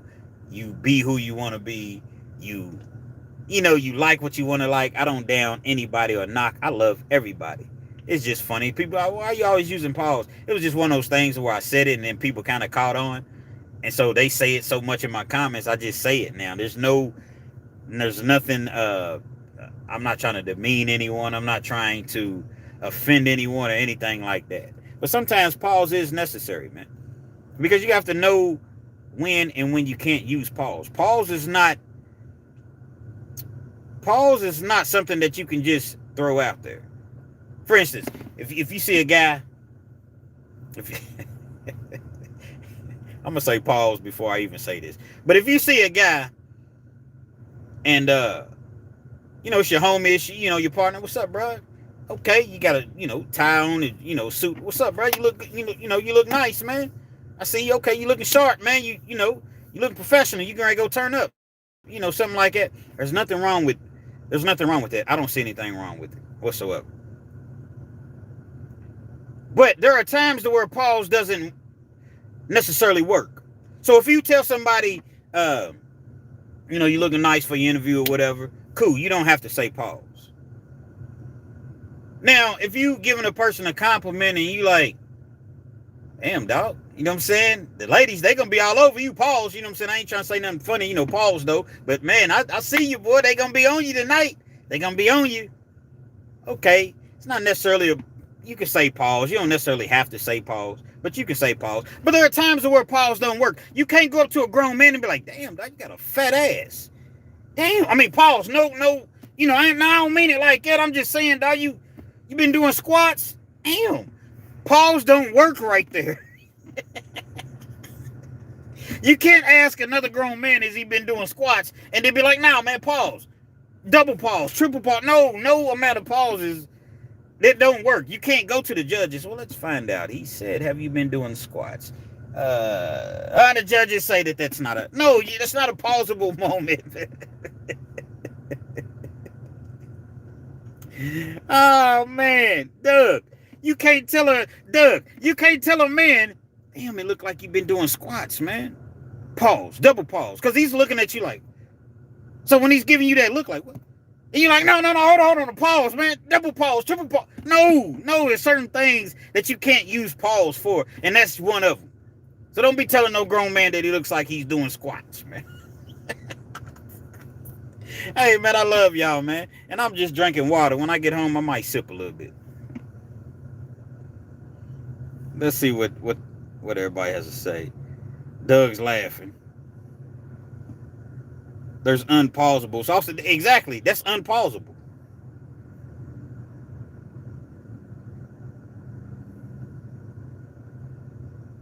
He's supposed to steal on you soon as possible. Hey, man, in prison, man, they play a whole lot of those games, man. They do. You see a whole lot of those sex jokes in prison, man. But now, you know, back to a serious note. I posted something on Facebook today, and the singer, the artist, Chris Brown, at the end of his concerts, after the concerts rather, he's doing like a meet and greet. $1,200 for him to take a picture with you. So he's taking a picture with you. He's grabbing you. You know, he's grabbing the girls' butts. He's grabbing their breasts. He's doing whatever, freaking, putting his tongue in their ear, acting like it or whatever.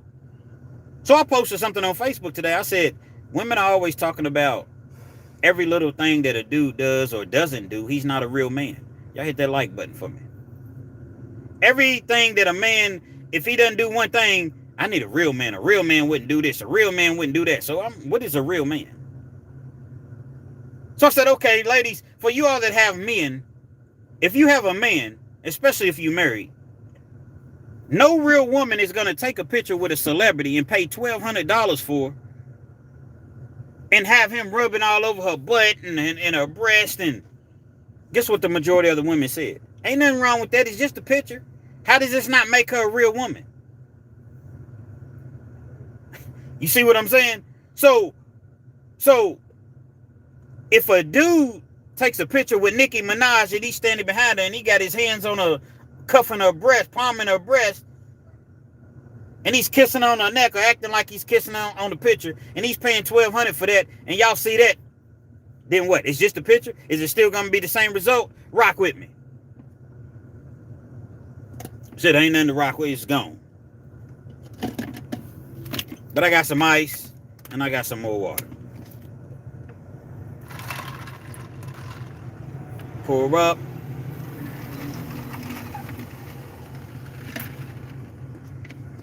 If a man does that, a woman is going to be furious. First thing she's going, I ain't no real man going to do nothing like that, because he could have took that $1,200 and took me on vacation. It's always about what he could have done for you. So one of the dudes in the comments was like, let me ask you something. The reason I have a problem with it, because that $1,200 that she paid for the picture, she could have took us on vacation. So the woman's going back and forth. Why does she got to take you on vacation? I mean, you willing to pay $1,200 for a picture with a complete stranger because his name is Chris Brown? But y'all hit that like button. His name is Chris Brown. He's a celebrity. You gonna pay $1,200 and you gonna disrespect me like that? So I went and I said, let me make sure I'm not tripping. I asked my married partner. They've been married 19 years, been together 30. I asked him, and he said, you know, as a couple, you're a representation. As my wife, you're a representation of me when you walk out that door, and vice versa. When I walk out that door, I'm a representation of you.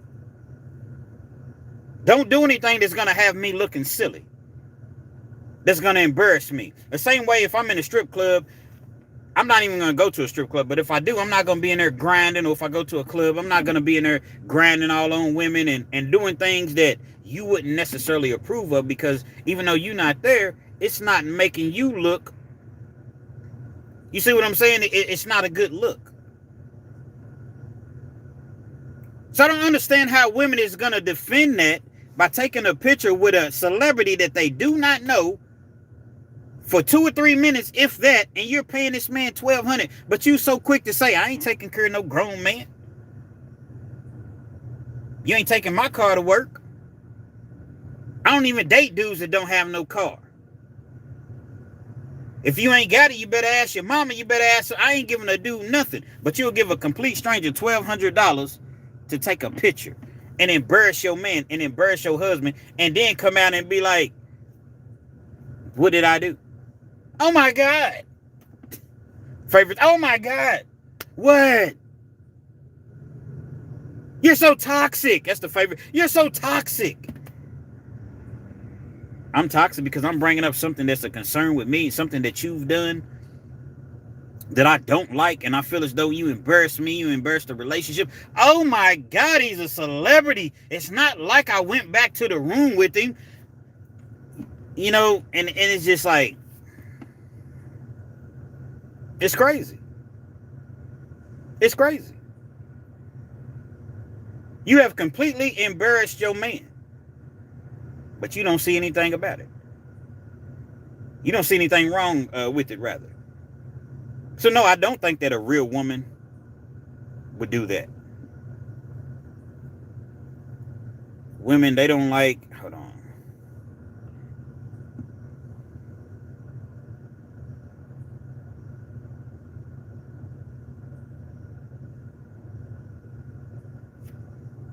You know, that's supposed to be action. But yeah, it's messed up, man. So, you know, it was a whole lot of people in the comments about it. I wasn't going back and forth. I was just simply just sitting there observing. I was watching. A couple women was like, yeah, that's not ladylike. Ain't no real woman gonna do anything like that. She may want to do it because Chris Brown may be her favorite artist, but out of respect for her husband, a real woman's not gonna do that. But the majority of the women, see, oftentimes women love to take up for each other. They love to take up for each other.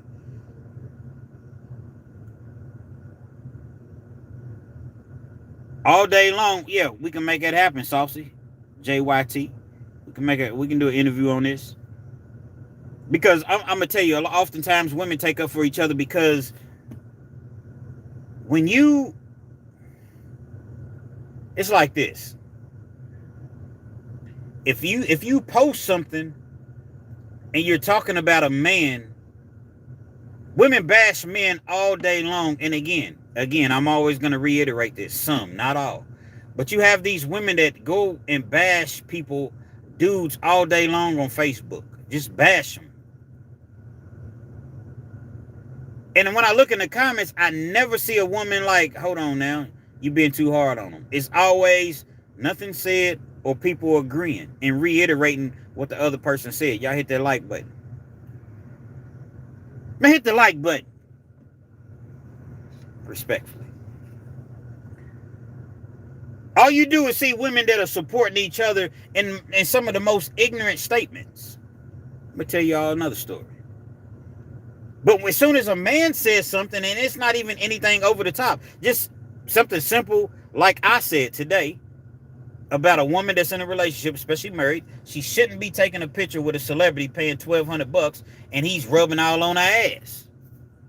Squeezing and palming. No. Because if I see that, guess what? Nah, that's where you need to be at. That's where you need to be at. All type of women supporting each other. You got this one woman, she's so stupid. I don't even know why I don't even understand why she I ignore her. Today was the first day I said anything back to her. She says the dumbest of things.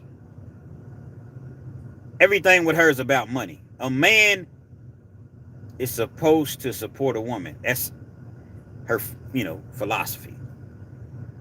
Now, you have some men that feel that way, okay. But when I hear you say, I don't like physical touch, I can't stand no physical touch. My husband, he don't touch me. I'm not with that. But then on the flip side, you talking about how many bills that he pays. I don't know what type of husband you got. I don't know if this dude is got some loose screws in the head. I don't know you all's arrangement or situation. But she's always on Facebook talking about finances and about how a man is supposed to make this and make that, and I just be, I usually she's on the pay no mind list, but I sent her a message. I responded today, and I ain't even say nothing crazy. I don't be arguing with nobody. Everybody has a right to want what they want, like what they like, have an opinion. Yeah, but it's not, you don't have a right not to push the like button. I don't understand how people, and I'm not speaking for you all that have done it, how do you all not hit the like button? Like, if you're sitting here and you're watching somebody, right, that just goes to show how people really be hating. Because all you have to do is just reach over and hit the button. But people won't even do that because they don't want to see you make it. They don't want to see my channel get to 100,000. They don't want to see it. Fleece Johnson told a story, and I went and actually told the same story. But I didn't say that it happened to me. I was just basically like, I appreciate whoever hit that like button a couple times. Fleece Johnson told a story about he was feeling a young lady, and he invited her over to his place, and they were going to have dinner. Now, I think that, she had done something or whatever, so it was more so get back. She comes in, what's up, baby? I ain't ate all day. I'm hungry. I'm starving, man. I'm ready to eat. Okay, baby, you sit right here. He said he has some music playing or whatever. He goes in the kitchen to get the food, the entree. He comes out. He brings a couple bowls. He got the cereal. He got the milk, his powdered milk, his bananas. And they're going to have a bowl of cereal for dinner. So she's like, hold on, what is this?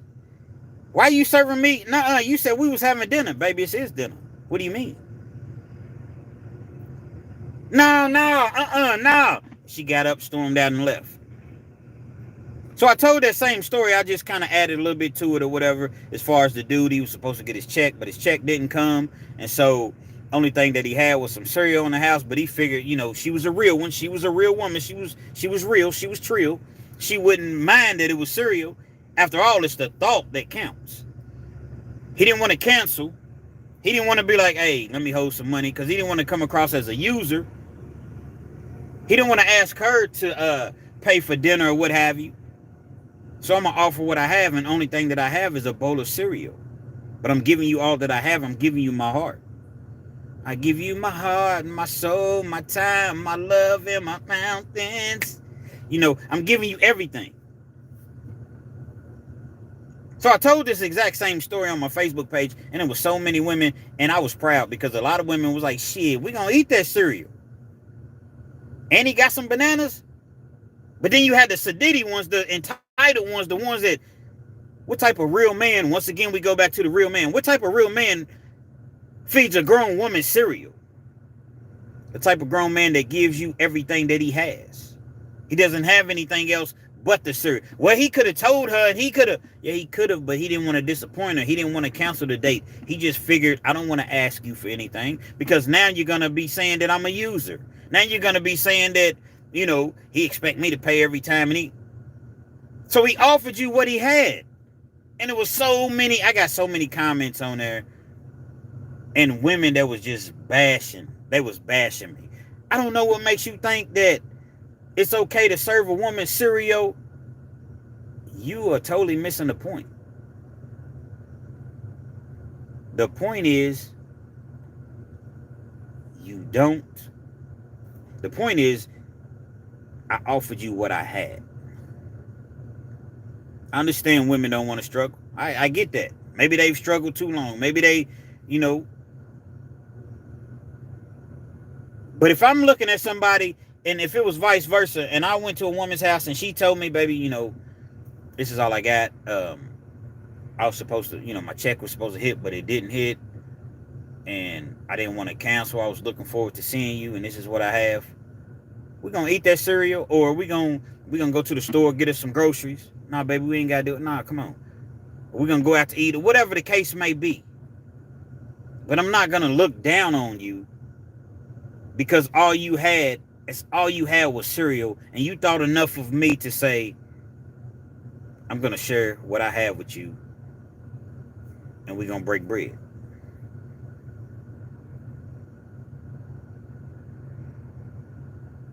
Whole lot of single women out there, man. Your body's going away. So then the bitterness sets in. These dudes ain't nothing. Well, if maybe you'll just lower your expectations a little bit, a lot, and quit thinking that, this guy's gonna fall out of the sky. A 6'6" dude that makes $150,000 a year is gonna just fall out of the sky and just be with you. You don't even want to cook. How long you think he's gonna stay around? There's only a small percentage of those type of guys in the world, is basically what I'm saying. That's like when you watch X-rated videos and porn. Don't judge yourself based on what you see on the videos, because that's a small percentage of people that are built like that. It's a small percentage of people. So don't base everything on what you see on TV. There's a small percentage of dudes that's 6'6" and make $150,000 a year. You think they don't know that? These dudes can probably get almost any woman that they want within reason. So he's just going to stay with you? He's just going to be loyal to you? He's going to take care of your 3 kids with your 3 babies' daddies? Nothing wrong with that. Nothing wrong with that. You think he's going to put up with your attitude? Your moodiness? Your here today, gone tomorrow type of whatever. Oh my God. He's not putting up with that. Because he can go on to the next. But this is what you wanted. So now you're looking for the next one. Now when you don't get that, he's 6'2" and he makes $90,000 a year. You mistreating him because you feel as though, well, typically I don't even date a dude like this, but I'm going to give him an opportunity. No, he's giving you an opportunity. But you look at that as you're settling. You're settling because you like 6'6" and 150,000, but he's 6'2" and he makes 90,000. So you're settling. People always want to shame us. Look, man, nobody trying to keep hearing that, man.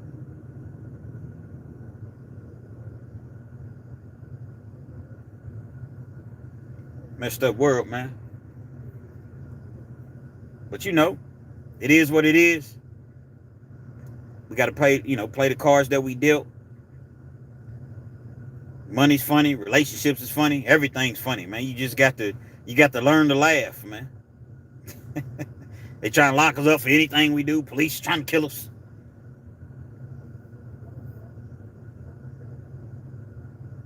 Jobs just taking hours away from us. Landlords going up on the rent. I'm not complaining. I'm not crying. But that's reality. That's what it is. The world that we live in, that's just what it is, man.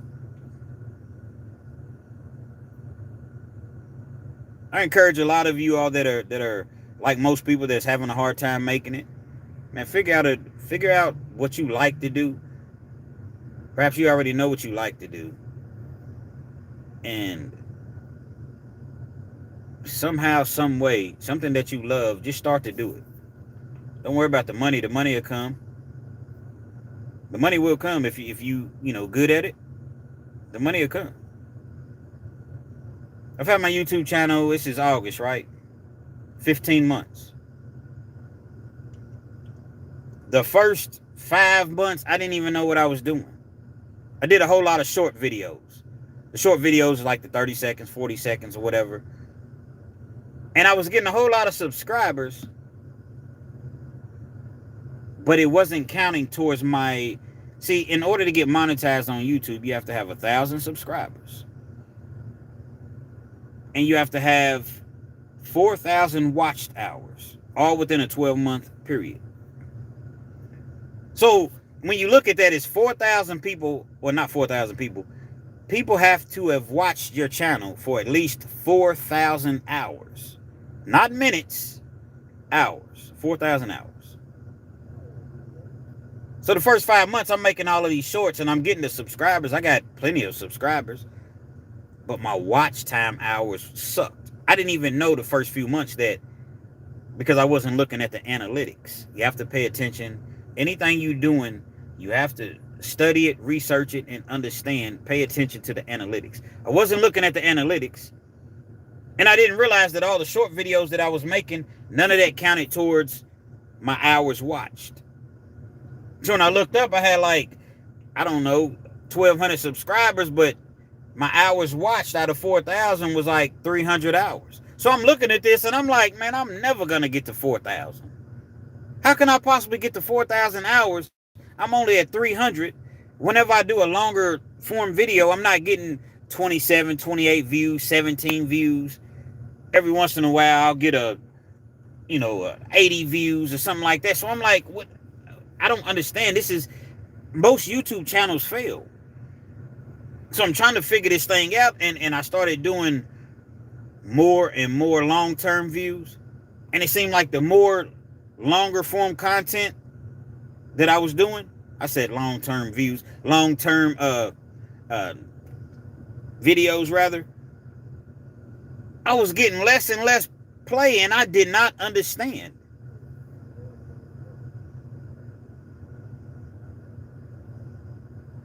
I said, man, I can't stop doing shorts because that's how I'm getting all my subscribers. But I'm looking, I'm doing my research, and they're saying, don't do the short videos, just concentrate on the long form. But whenever I did the long form content, again, I'm on 17 views. If y'all look at my early views from like my early videos, you'll see, man, 6 views, 17 views. See, if you don't have a person to endorse you, to put you on, that has a large following, you're just basically really getting it out of the mud. You're coming just from nowhere. Don't nobody know who Realkenz is. Why would I watch Realkenz? I got all these other videos I can watch. I started really just focusing on the long-term content. Then you looked up, after 8 months, I was monetized.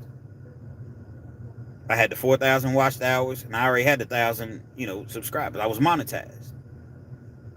But on YouTube, the way that you make money, you have to make over $100 in order for them to send you a check. So even though you monetize, let's just say I make $60 this month, I'm not going to get a check because I didn't make over the $100 threshold. Next month, I made like $32. So now I'm at $92, and now here it is going into my 3rd month, and I'm monetized, and I still haven't gotten a check from YouTube. Next month, I made like, I don't know, 40-something dollars. So my first YouTube check, and it took me longer than that, but once I got monetized, my first YouTube check was like $138. I was so proud. I was so happy. I was so happy. I got my first YouTube check, man. What's up, Billy? Billy Bobs. And so I got that first check. Then the next month came. I didn't get a check. I didn't cross the $100 threshold. I made like 70. Next month came, I made like 50. So I got another check. It was like $125. So I'm getting checks, but they're very, very small. Next month came along, I get a check for like $245. Okay, I start to see progress. A dude that everybody makes fun of, Dante from the Dante Show Network, he hits me up and say, hey, bro, let me work with you. Let me work with you. I appreciate you, Doug. And that's exactly what I did. I ain't come in doing COVID, and there's nothing wrong with that. I wish I had. I just literally got it out of the mud for real. All of you all that rock with me, man, it's just nobody endorsed me. I didn't have any, I had a couple shout outs, don't get me wrong, but I just kept posting and kept posting. But let me explain this to you before I go. Dante from the Dante Show Network calls me up, or he reaches out to me. Let me holler at you, man. Your channels are, at this time, I had 4,000 subscribers. I had just under 4,000 subscribers. It was like 3,800. It's about 3 months ago. Man, I want to help you, man. Why you want to help me, Dante? Listen, bro, I seen a video of you and a little girl, I guess it was your daughter or whatever, and y'all was playing with the birds, and y'all was out in the park playing, and he was like, man, it touched my heart, man, and I want to help you. I don't know him. I don't really, not know him like that or whatever. He tells me, stop making them shorts. Don't make no more short videos. Focus on your long form content and do 30 minutes or more. 30 minutes, 30 minutes. Make all your videos 30 minutes or longer. It's from the Dante Show Network. Dante. What would I owe you, Dante? Look, man, you don't owe me nothing right now. Once your channel gets going or whatever, and you making, $2,500, $3,000 a month or whatever, just kick me a couple hundred a month, man. I'm going to manage your channel. I'm going to help you out or whatever. Cool. But you don't owe me nothing right now. I'm going to work with you. He makes my thumbnail. He tells me a video to do. I'm listening to everything that he's saying. This is a dude that has over 100,000. So I'm going to listen to what he's saying. I make the video. I do everything. He makes the thumbnail for me. He does a little editing for me. That video takes off. Right now, it's over 100,000. It's right at 100,000, a little bit over. He tells me drop every day. I don't care what you do. Drop a video every day. Make it 30 minutes or better. Because the people want to know you. They want to get to, know more about you. And I'm doing it. And I'm seeing my numbers just rise. I'm talking about was just rising just fast. Every video I was doing, I was lucky to get probably 100, 200 views. 1,000 views, 1,500 views, 6,000 views.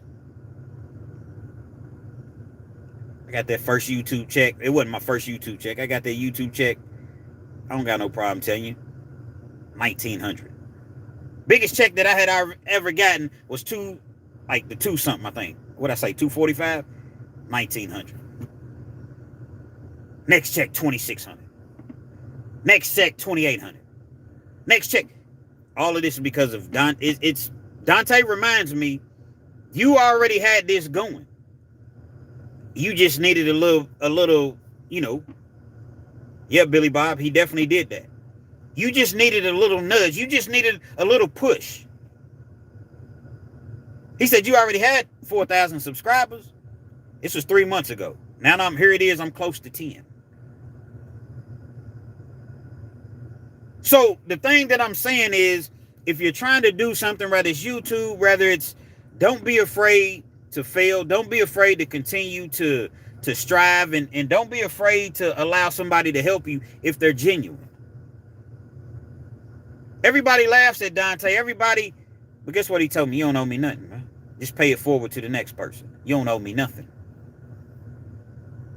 Because originally it was, once I started to make $2,500 a month, I was going to kick him a couple hundred and he was going to manage my channel. You don't owe me nothing, man. Just pay it forward.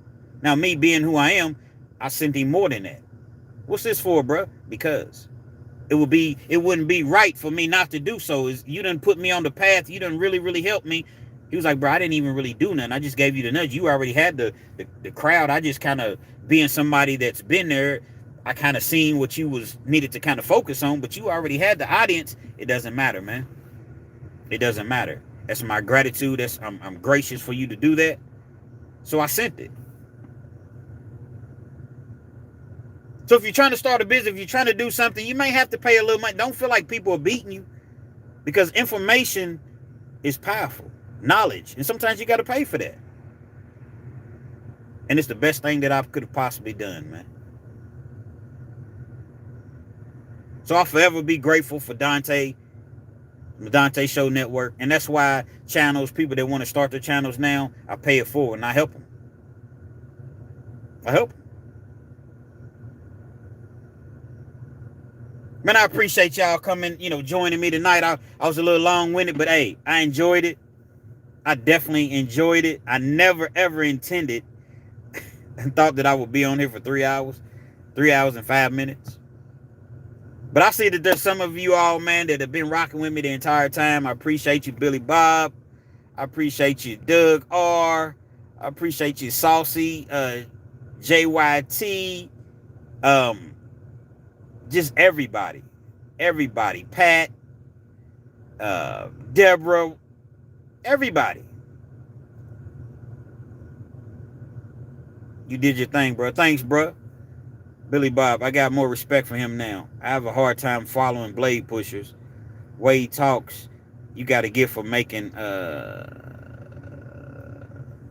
peps understand. People understand. Yeah. I paint a picture. And sometimes people get frustrated with me. Man, you don't got to tell every detail. Yes, I do. I don't necessarily have to tell every single detail. But your average person hasn't been to prison. They don't know what the inside of a jail cell is like. They don't know what it's... So I have to paint this picture so people will be able to understand exactly what I'm speaking of. You see what I'm saying? So that's why I do that. And I do it because I do this. I love to do this. This is cool with me. You know what I mean? I had a good time tonight. Saucy JYT. Yeah, bro, I'm glad I caught it. I'm glad you all caught me too, man. And I'm going to go live again later on this week. I'm going to start going live. I'm going to post it. It's more than likely going to be Monday or Tuesday nights because I'm off. And we're going to chop it up, man. I just got your notification for live a few minutes ago. You doing it right. Absolutely. Absolutely. And I appreciate you all. I look forward to the channel growing and growing. If any of y'all interested as far as how to get your YouTube channel started or whatever, you have a story to tell and you have some things that you think that people would love to see, hear, or whatever, which I'm sure you do, man, I have no problem helping you the same way that Dante helped me, man. Y'all have a good night or a good morning. It's 12:41 here. When I get home, I don't know what I'm going to do. I'm going to probably just lay back, respond to some of my comments, and, you know, the grind don't stop. Probably just, I don't know. It's probably more work until, you know, I got to work in the morning, but it's all good, man. I'm going to get to where I want to get to. And I don't know, bro, but you sound really humble. And I know that you're speaking facts, man. Good night, Billy. Yeah, I am humble, man. You know what I mean? I'm very humble. I'm no better than nobody else, man. I just try to be, you know, contrite, and I just try to be as genuine as I possibly can be, man. I catch y'all on the next one, man. Y'all look for that video to drop tomorrow at some time. I don't know exactly what time, but I'm definitely dropping a video, and I'm going to bring you that heat and that action, man. Realkenz TV.